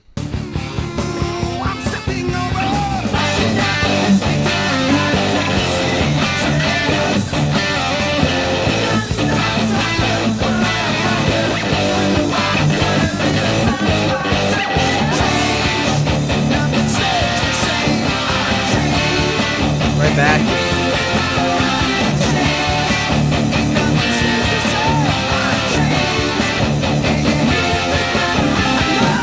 So, goes through that one more time, the same thing that we did there, same thing we did last time. Same thing we did last time, right? Which is really cool. This is a killer song, man. I remember I was in the music shop. This was probably 2010 or 2009. And we got in a B52, which is a all-tube amp head. But it's pretty cheap. I think we were selling it for something crazy, like $299 or something like that. It wasn't an expensive head. It wasn't super high quality or anything. I'm pretty sure it was Chinese. And, it was, of course, sitting next to all the other Marshall stacks we have over there, as we called it, in Ampland. I remember somebody came in and we had a EVH guitar, or I think it was PV at the time, and it had the drop D thing on it, right? That you pull out and puts it in drop D. And I was the one that set it up, and so that thing was floating to perfection. Like I had taken my time on it. It was one of my favorite guitars to grab down, and I never used the drop D thing, but it was perfect. It would put it. I mean, sometimes it would be like very slightly off, and you kind of have to like jiggle it just a little bit to get it perfect. But as long as you're pretty heavy duty with it, it was great. And this guy comes in and he starts playing this song. I knew this song, but I remember that day being like, oh my gosh, that sounds heavy. What was he playing through? Like, the B52. I couldn't believe it. And it got this sort of that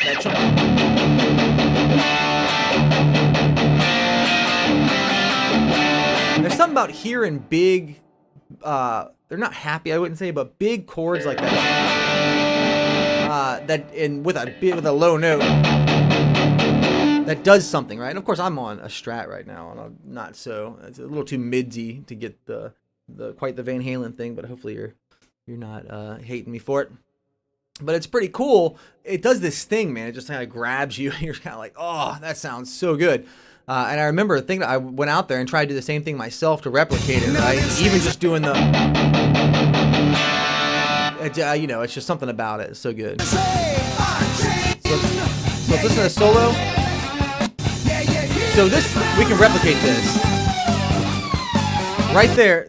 So I have a fixed bridge here. Obviously, I put it in drop D without anything changing really, and so I have a fixed bridge. And so I don't have an ability to do my dive bombs. And if I did, I have 5 springs in the back of this guy to be able to keep it back like that. This is what this guitar is set up for me to do the drop D thing. I have a few guitars, so that's what this one's meant for. And so, anyways, specifically with this part right here, I've always tried to, and I'll show you something in a little bit. I'm working on something new, and it's kind of funny. The guitar is so cool. If you have an open mind and you try new stuff, you'll probably figure something out. A good example would go back to, that first part, or I'm not doing that very well right now. It's hard to get those notes right now. But life's been good to me so far kind of thing. But that being said though, with this particular thing, if you think about it hard enough, you can get the things he's doing. He's doing a dive bomb, and you can hear it. Not really a dive bomb, I guess technically it's not really, but he's diving down on that note, on that harmonic. Right, those 2 harmonics, I should say. So we have.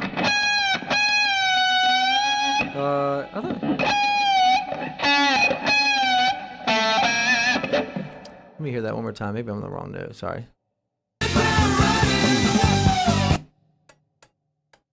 That's it. All you really have to do here, you can even keep the same note, right? You can also use this note too. So we're in F sharp pentatonic,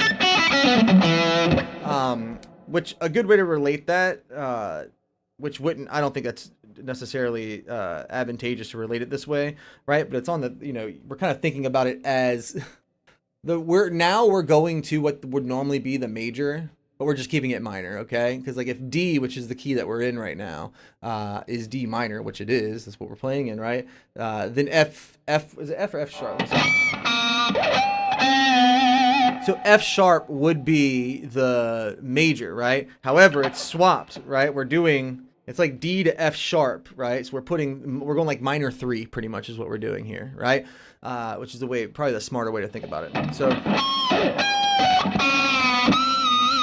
I'm doing a pinch harmonic approximately where the octave is up here. There's that one. There's the other one, right? And I'm just bending up and pulling back down. And then doing the same thing on the B string. on the note. So yeah, he's got the.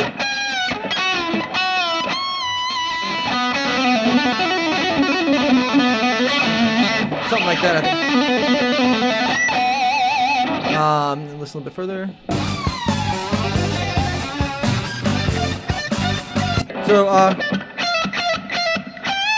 So now we're gonna go to A, which is pretty cool. We've gone from F sharp to A.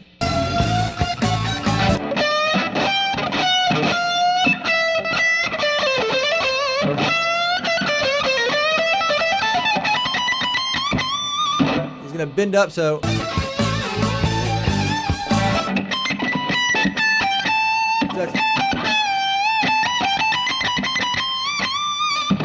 And that's pretty much the end of that.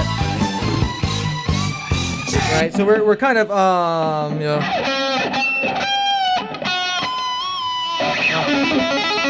No, that's definitely not it.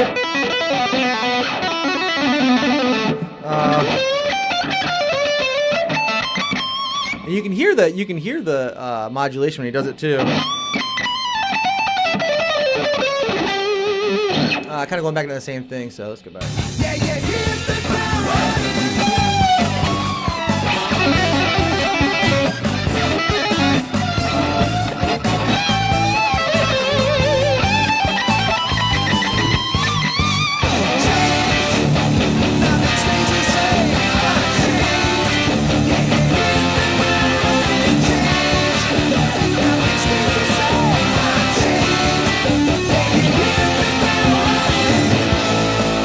Stays on A here. All right, so we're gonna hang out on A here for a while.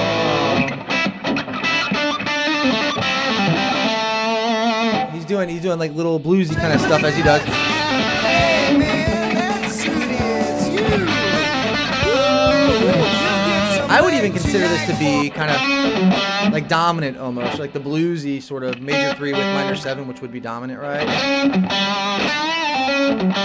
Okay.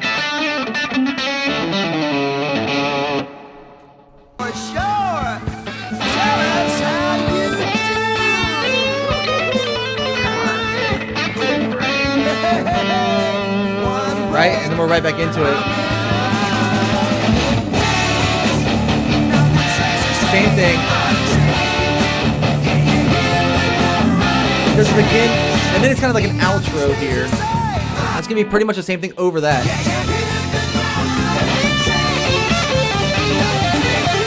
Just over at our D.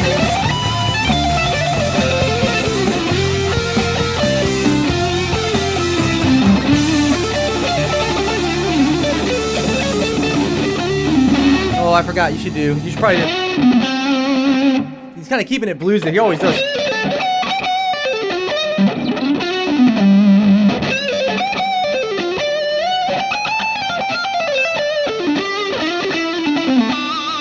Which is a cool way to do that, I think. You know, we did a solo in F sharp, and then we did a little bit of like a pause. And A major or A dominant, and then we're right back to D for our thing, right? And you do like a little lead,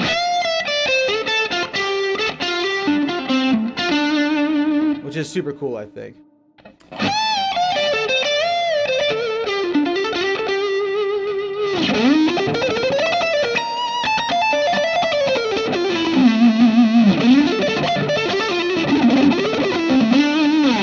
Super cool stuff. All right.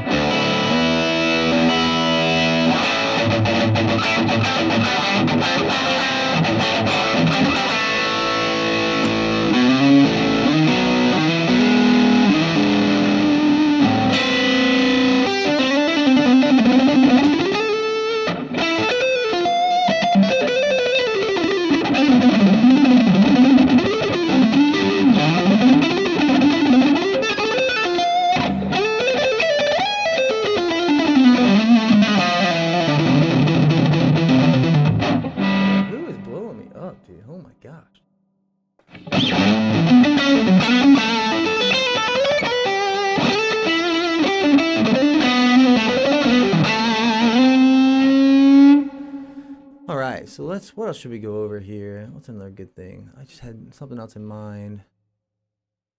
Let me think for a second here. Nobody's throwing anything out. I got a little extra time. No water though. Running out of coffee. I'll probably stay on for another so I've been on for an hour and 47 minutes. Or actually it says 134. Let me check. 147. Okay, cool. So hour and 47 minutes or so. I'll probably stay on for another 10 or 15. It's kind of been I'm not disappointed or anything. I'm gonna cut this up and make videos out of it, so it's not a waste of time or anything. And I'll post this, so if anybody's watching this back and they have any questions or there's things they want to talk about or anything like that, we definitely can, and it's no problem at all. I will, but I was hoping there'd be more people who popped in here and gave me some ideas of things to cover. I could have stayed on for a little bit longer and cover some more things, but it's not a big deal. We can go over something else than drop D. I think it's pretty cool. I just got to get my book real quick. Hold on a sec.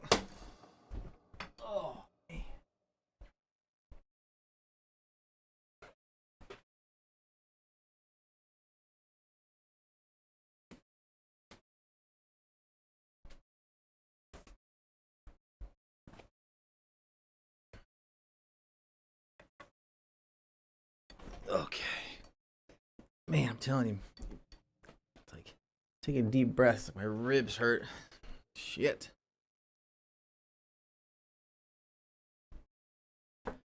All right, let's go back. There we go. So, some time ago, I sat down. Actually, I saw a video. I should give the guy credit. I saw a video of somebody playing the interlude to Ner Ner by Guthrie. And I saw he had all the chords. So I won't tell you who it is or anything, but I think there was a couple parts I don't think he got quite right, but he really got almost all of it right. And I don't know, maybe I'm giving him too much credit. Maybe he got it from a Guthrie website or something where he was selling the tab to it, which Guthrie's he's said he's got that's how he started, was transcribing for a magazine. I can't remember which one, but I remember in a interview he talked about that's how he got his work started, which that would be a wonderful thing to be able to do for myself. I'd love the transcription thing. That's why I did that thing I did that transcription of what's it called, Eruption by Steve Taranto. I always say his name wrong. I'm so sorry. But that's why I did that transcription, is because I love doing that stuff. I want to be like a Levi Clay. I think that's his last name, Levi. Levi does good transcriptions. I will say, I don't think he got there's a couple of them I don't think he got quite right. And I was like, oh man, I wonder if he doesn't, I wonder how he plays guitar. Man, he plays great guitar. I was surprised. It's really cool to see that. I think there's some people who do some transcriptions who just completely miss the point. And you can tell that it's kind of because they don't really have an ability to apply it, I guess, to really check and see at that level if it really flows in that way. But man, Levi can play for sure. I saw him playing in a music shop, and his ideas and the way that he flows his stuff together is really, really cool.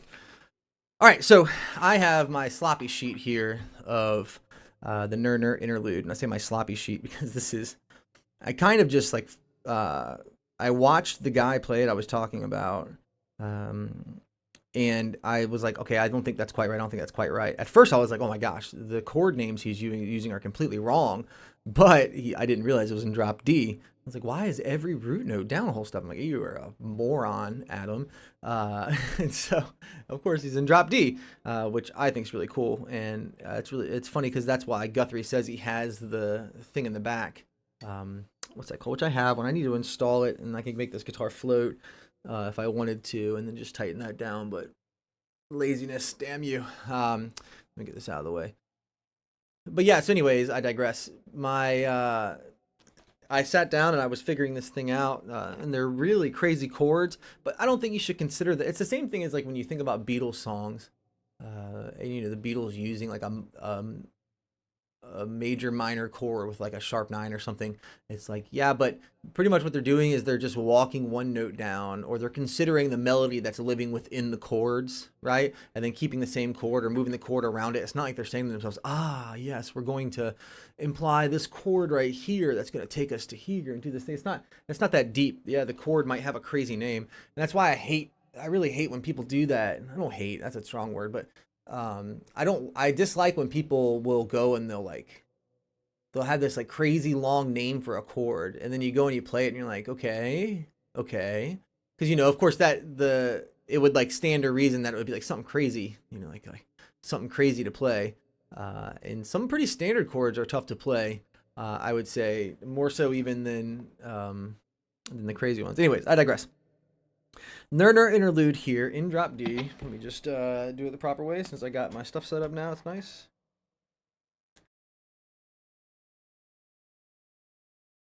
And I don't think I might have tabbed out, and then maybe I could share it with you guys. So I want to put, as I've said many times, is in no way a feel bad for me thing, but I am a very starving musician where to the degree that I definitely need to try to get some packs together. I'm thinking about doing a book, my own book and stuff, and just trying to like be able to get at least some money to monetize myself and take care of my family, at least a little bit, to be able to put more stuff out for everybody who needs help. But I just need, I promise, I'm rubbing my eyes, not picking my nose. That's what that looked like. I just realized. Oh my gosh. But it would be nice to get at least a little bit of income off of this to be able to just subsidize myself and take care of my family, as I am not going to be really working anymore down at the school. The school's like 40 minutes away. And then I only am down there. Now it's only 2 days a week. My Fridays fell through. I haven't been getting any students or anything. They didn't really come back after summer, which is a tough thing. And it's becoming less and less worth it to drive all the way down there and give up that amount of my time. It's really great though. As far as like what I get back from it, it's really nice. But I have to consider my family. So I need to do my due diligence here and put stuff together like this, like my transcription of stuff, and put a book together. And I should have that coming soon. I think I'll probably just do it on Patreon because it seems like the easiest thing to be able to do, which I need to go sit down and really try to set up. And then once I do that, there'll be like a ton of stuff out there, and I'm not going to charge an arm and a leg or anything. It'll be super reasonable. If you want to like be a subscriber of mine on there, I won't do tiers. I'll just do like one subscription for like $10 a month or something, and I'll just give you all of my stuff, including like like any videos that I can do, or anything that are like for specific Patreons who require that. So I'll of course continue to do stuff on YouTube, because I think this is how I learned, was on YouTube. And as I said before, it was Paul Gilbert being nice enough to put his stuff up. So anyways, I have the transcription of this. Let me just run over this. Oops.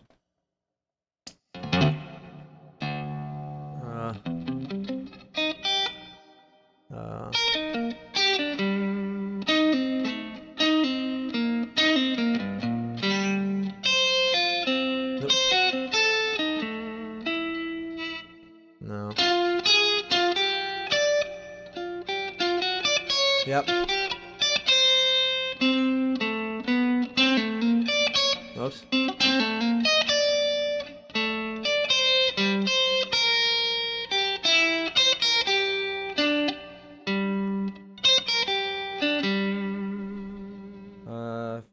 So, and then we have, oops.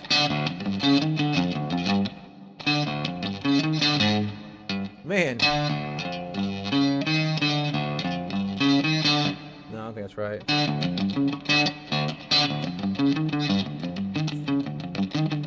Oh man, I have to remember that one.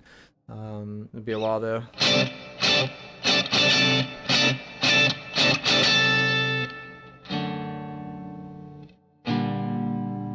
All right, so the first part here, though, I will give this guys to you. I think this is really cool. These chords, and I'll play them. Let me just play them as chords first, because I think this is really cool. Yeah, that's not right. Oh, really cool. So, let me think for a second. What was this, dude? Yep.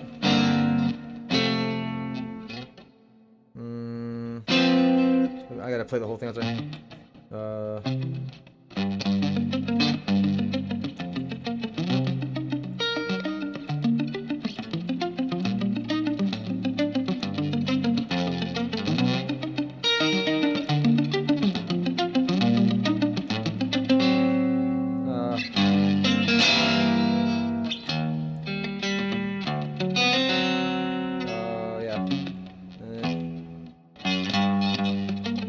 So this really cool chords that we're playing here, right?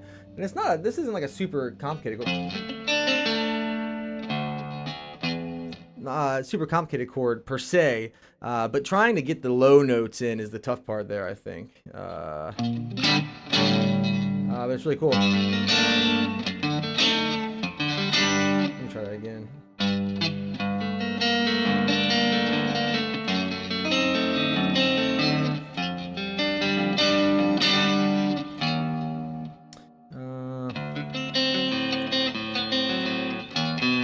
Oops. Something like that. So the main part to this is main meat and potatoes. We're playing some pretty cool chords here. I won't go into it too in depth here, but hopefully you can pick it up. Pick it up from what I'm doing here.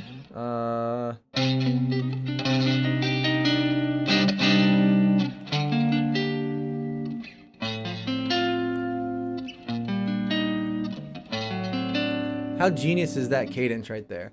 He is, the way that he's done that, the melody that carries through along with the bass note fits so perfectly in there. He must have high-fived himself once he put that together. Because I would have, sincerely. That's so nice, isn't it? Along with being super, like, melancholy, right? Oh, that's not right. Sorry.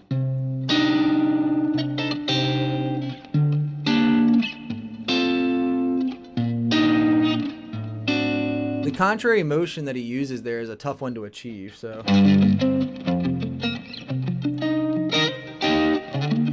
So we have, no.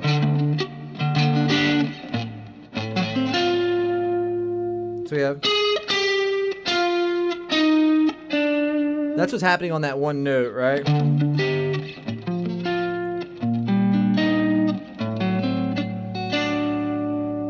Which that's so nice as the bass moves up and down. Let's do that again.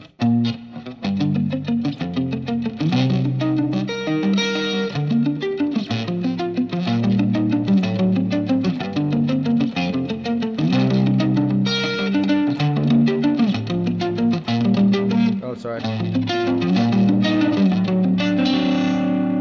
Such cool chords, man. Then we're down to our first chord again, but we've added a note.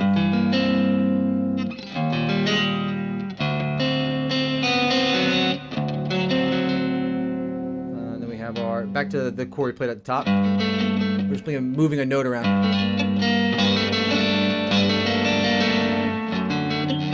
That's a tough one.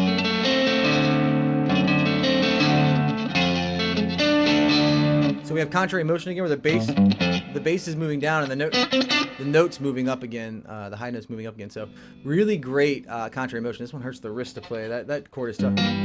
This chord's tough right here. Let's do that again. That's not right.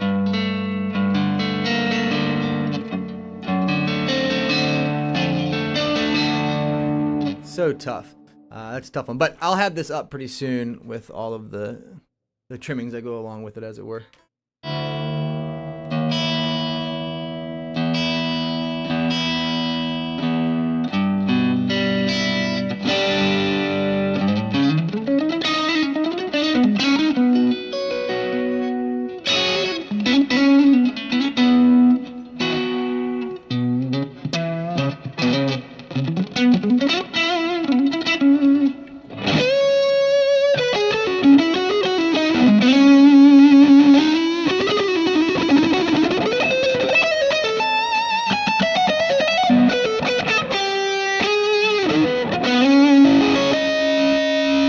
As a last one, I'll leave you with an Yngwie lick, which I think is pretty cool.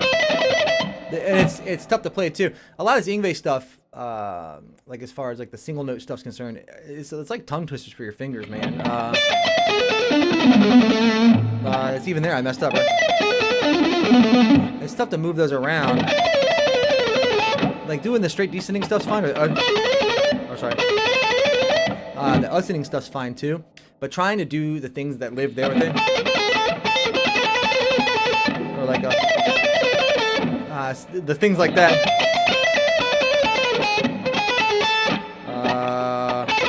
Or, you know,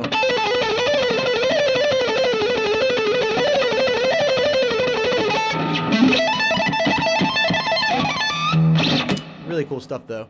But here's a tough one. This is an interlude as well, or I suppose it could be defined as that. I'm pretty sure it's one of the trilogy suites. I think it's a trilogy suite. But it's, oh my gosh, come on, fingers.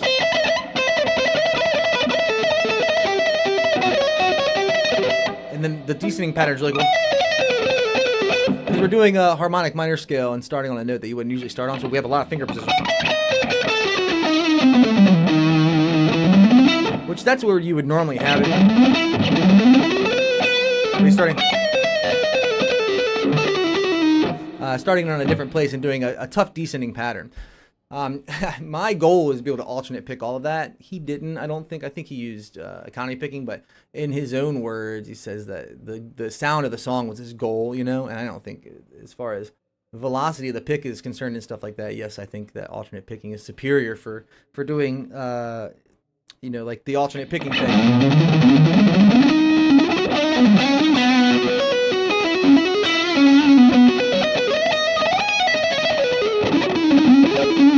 Unless I feel like that and I do legato to make up for it. But you know, even if it's like a I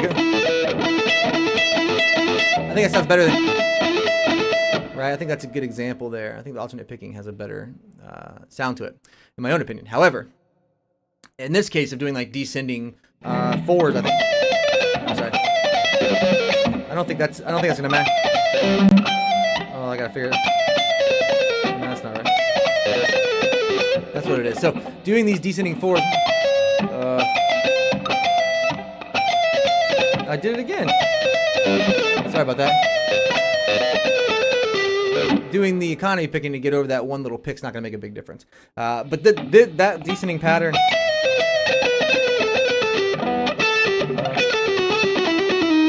is pretty tough.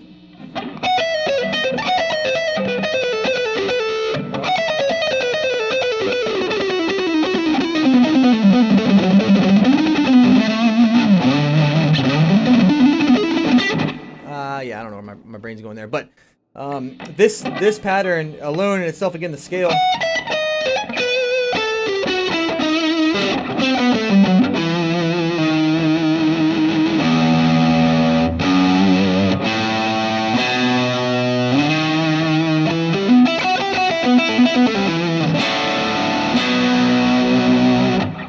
You can hear where it wants to go, right? Based just off of that little cadence that we're doing there. But the pattern again is descending forward. Oh, sorry. And I'm trying to get my brain around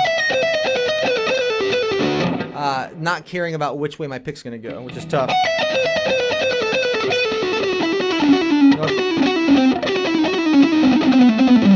And you gotta remember that switch there too.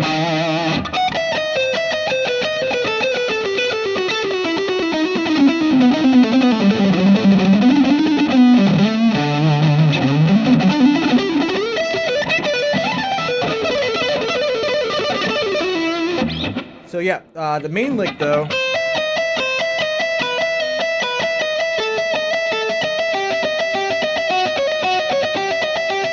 It's a pretty cool lick, and it's pretty hefty in the hand because you have to have two notes be your pedal tone there, pretty much. So.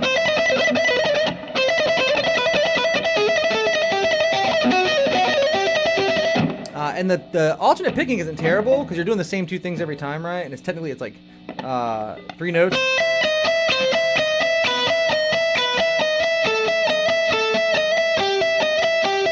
Which, if you start on a downstroke, you'll always catch a new string on an upstroke, which is in this way pretty nice.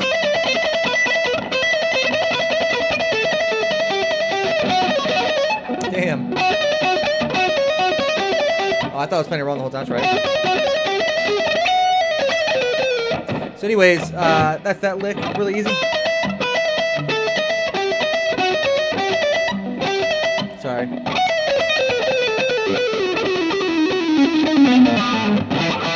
And then I fail.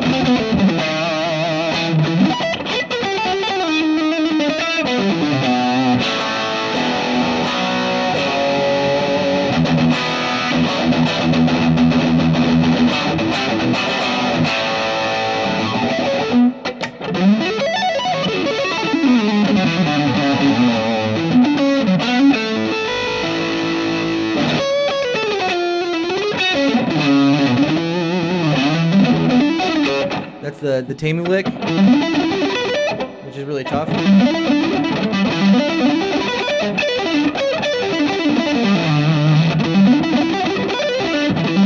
I want to alternate pick it though. You gotta kind of sweep the end though. That'd be tough to alternate pick it. Speed. You could hammer off, but then you have 3 notes in a row.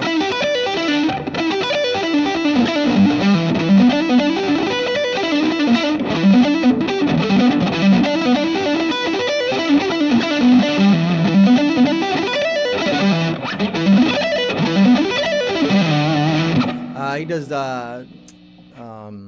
what's it called? Dominant behind it. It starts on the first 2 notes of E minor.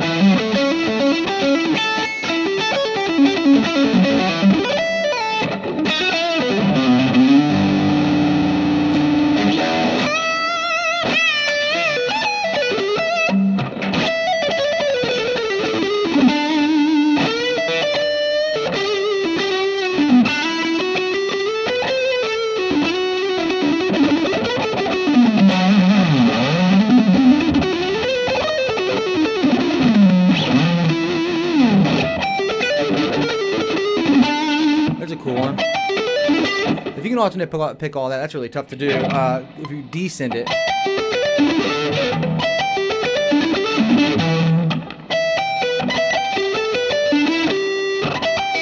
gotta remember. Yeah, I think you're doing the new string on the upstroke. No, you're not. It's down, but you gotta get really up there. It's really tough to do. That's a noisy.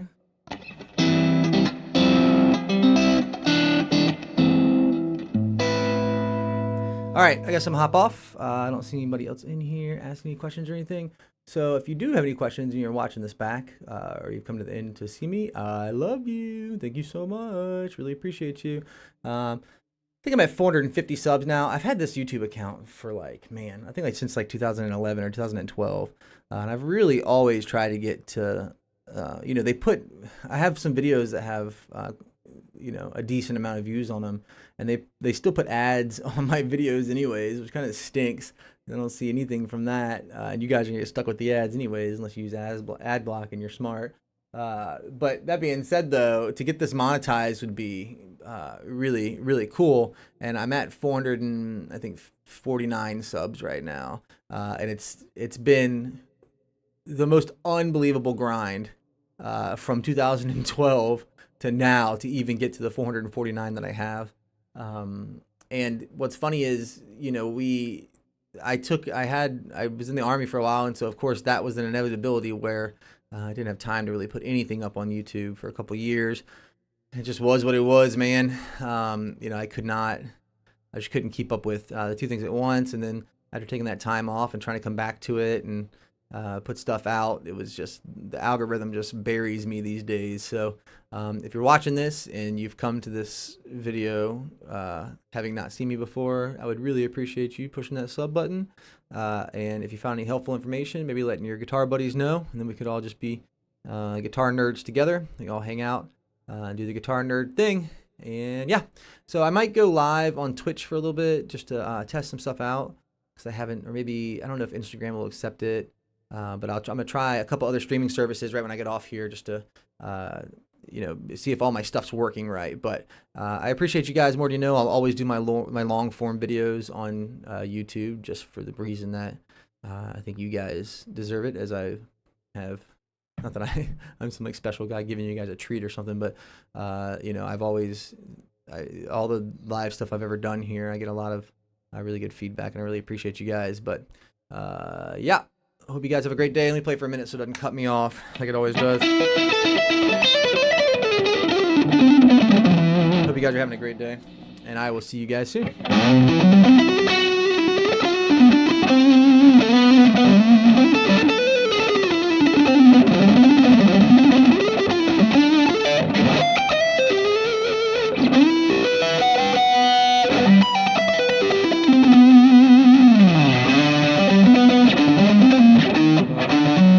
Remember, I don't remember it anymore, man.